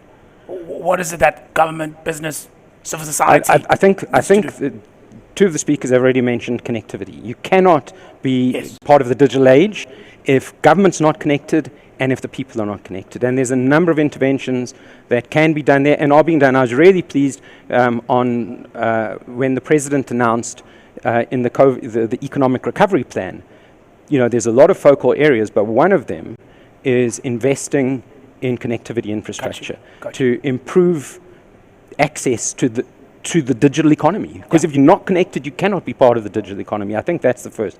The second is, of course, there are policy issues in government, but also in industry associations and so on, to pursue those 3 opportunities I mentioned: globally traded services, labor-consuming platforms, and frontier technology adoption. I think there are things that can be done there. And then it has to be skills. Our program at WITS, what we teach is digital business. It's not a computer science degree. It is an integrative management degree, but where everything is updated to be relevant to the digital world. Wow. And the guys that do it, there's countless case studies that they say this has really helped them leapfrog their career. Probably, I think, about 1/3 of them have got new roles on the basis of doing those sorts of integrative digital That's the programs. thinking that we need. Yeah. That's the innovation that we need. Can you believe we're already 6 minutes left? I'm going to turn to the issue of digital transformation and adoption. And Kerr, I'm going to come to you because I read a very interesting article that you were quoted in. The article quotes your company as having said that millions of rands fraudulently claimed from the UIF's temporary employer relief scheme could have been eradicated with the correct identity document authentication. And I paused and thought to myself, well, this 4IR stuff is often spoken as if it's something that's still to come. Here's an interesting article of an entrepreneurial business that's clearly got the technology now, and essentially sending the message that, you know, the technology exists. We didn't have to go through this. You could have done this using technology that already exists today. And I therefore have to ask the question around adoption and the pace thereof and the velocity thereof. To what extent, and maybe COVID, to your point that you raised earlier, has kind of accelerated that. But to what extent do you think part of our slow progress is just not doing some of the drop-dead obvious moves as you and your company demonstrated in this article? I think that I think it was Michael who mentioned a scrum and mentioned that there are existing forces, stakeholders currently engaged in a scrum, and you know, it's not a piece of blue sky or a piece of green field that you can just come and drop digital transformation and it's obvious and exciting. I think that we have through many entities and through many fields of commerce and industry, including I spoke directly to the stakeholders involved in these levels of fraud. They are smart, they are willing, and they are able as human capital to deploy the solutions that Identify offer. The problem is that they are engaged in a scrum with legacy systems. So it's not like, you know, myself or other entrepreneurs or members of this forum, it's night and it's very, very clear and nobody else gets it, and why is no one seeing it? Everyone gets it. But the hard thing about hard things is implementation. And you can't implement this in a vacuum. And the example is also in banking. You look internationally, you see these massive banks with huge legacy systems dropping a neobank under a separate brand with full capital backing to start on a completely fresh system and to just, you know, really leave the legacy system because the new banks cannot compete with these neobanks. So I think it's not people aren't alive to the availability of the technology. They're not alive. It's not that they're not alive to the impact it can make. It's not that they lack the intellect or the knowledge or the skills to implement it. They are dealing the hard things, implementing into legacy systems that are built years ago and that are still incumbent today and that don't have the open microservices architecture that 4IR technology needs in order to be integrated. And that is a key challenge. That is a key challenge because it's about how do you service a jumbo jet in the sky while you're flying. That really is the metaphor for how do you integrate 4IR technologies in a large business that is moving day to day. Absolutely, absolutely. Well, Shaheen, I guess that's the reason why BCX launched something I read about, which is called EXA, because somebody has to unscrum the scrum. Absolutely, absolutely. So EXA is our digital wing. It's essentially the area of the business where we are working with our customers on this journey, as Professor alluded to modernize, automate, and transform our customers' businesses to ensure that they can benefit from this fourth industrial revolution. So we've got to spend time. We were lost in the last three, or we were left behind in the last three revolutions. There's no reason why we should be left behind in the fourth industrial revolution. We don't have to wait for government to be able to help us. BCX has taken the task on our shoulders and said, let's develop this sort of department, work together with higher education, work with our customers, let's do on-the-job learning, let's work with our customers and drive digital transformation using modernization, automation, and transformation. So it's important for us to not wait and think this is a sequential thing. Yeah. Something must happen, policy must happen first before we can invest, and so on and so forth. We've got to look at this as many projects. We've got to take this thing on board. We've got to do things in parallel. We've got to execute. COVID has shown us. The release of emergency spectrum without policy and all of those things allowed people people to work from home. Clearly, you could have done it. We could have done it. Why wait for COVID and a pandemic for us to be able to access? The technology is there. We've got smartwatches. We've got these things. We're living healthier lives using technology. For IR technology, there's no need for us to wait for people to pull us. We'll be dragged screaming and kicking. I can guarantee you that. If we think that this thing is something to wait for. So BCX with Absa, that's our attempt to be able to bring all of this stuff together and see how we can benefit our customers. In fact, that's a great segue to some concluding remarks from you, gentlemen. Let me thank you up front for all of you for giving us your time. Dr. Michael Castro, let me start with you. Our theme was about 4IR, jobs, growing the economy. Your final thoughts. If we forget everything you said, what are the few things you'd like to leave us with? I think out of all the topics that we've addressed, the one that would be number one on my mind would be the question of access to data and data justice and data pricing, and getting today's youth in rural and marginalized areas online so that they can access the education systems and content that they need so that they can be prepared for tomorrow's labor market. For me, that's the number one question. And the other one, from a public sector point of view, is science and technology policy and building capabilities for advancing our local understanding and applications of the kinds of technologies under discussion, like AI and data science, as was mentioned by one of the colleagues.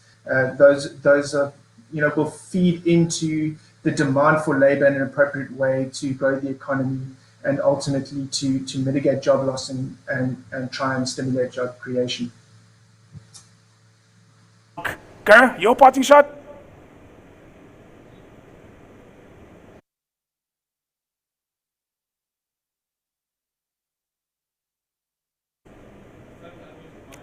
I can't hear you. Maybe it's just me. Ger, I think your microphone might have... The most saying of lockdown. Here we go. You're now clear, brother. Go for it. Thank you, brother. So connectivity is the gateway to the fourth IR, but we need to use the greatest resource we have in Africa, which is the youth, and to give equal access to Africa's youth to not only consume AI in healthcare, in farming, in identity services, financial services, but also to produce AI. And in order to do that, we need connectivity, we need education, we need disruptive and distributed education to put everybody on the same digital footprint as the rest of the world. So much, Professor Armstrong. All the panelists have raised all the big issues. You get the pleasure of picking another one. Maybe just looking at it from a different perspective. There's the famous Mark Twain quote that when he asked a businessman how he went bankrupt, the businessman said, slowly, then suddenly. And I think it's very much the case what we're seeing with technological change. There's a very interesting article in the most recent Economist about the market share, the share of total capitalization of fintechs versus traditional banks. And it is slowly, then very suddenly. Now, the point being is given that digital transformation is a journey, what we can't do, whether we're an individual, a business, government, is wait for other people to do something and procrastinate because we have to worry about the second and third industrial revolution. Things are going to happen slowly, then suddenly. It's really important that we all do what we can in our lives, in our personal lives, in our skills lives, in our businesses, in government, to actually start those journeys in a very tangible, concrete way right now. Thank you so much, ladies and gentlemen, for joining us this afternoon. And thanks to my panel. Thank you, gentlemen, for all your bright ideas and taking the time out this afternoon. That brings us to the end of this particular panel. Thank you for the compelling conversation, especially the points that you guys were making about the need to get with the program, meet the future where the future is. And 4IR is here. We do not have the luxury to be waiting. Thanks again, gentlemen. Thank you. Pleasure.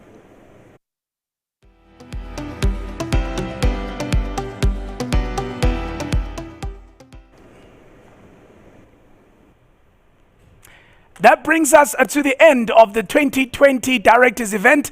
I hope you've enjoyed this year's installment of South Africa's biggest board meeting. Thank you all, speakers, panelists, and even you who was attending with us for the rest of the day. We really do appreciate it, and we appreciate especially our moderators and my co-host certainly for taking the time to join us today. To all the attendees, thank you for joining us. Please don't forget to complete the feedback on the webpage before you log out of this session, and we'll also inform you of the winner of that Take A Lot voucher via email, so you might want to stay close to your inbox. Thank you to BCX for their continued support as our headline partner, and also to the Institute of Directors in South Africa for your support. Ladies and gentlemen, also look out for the post-event coverage in the Sunday Times in the next few weeks, and a full report that will be posted on the website, thedirectorsevent.co.za. From me, Andile Khumalo, and my gracious co-host, Kukulethu Mfupi, thank you for joining us. Take care and goodbye.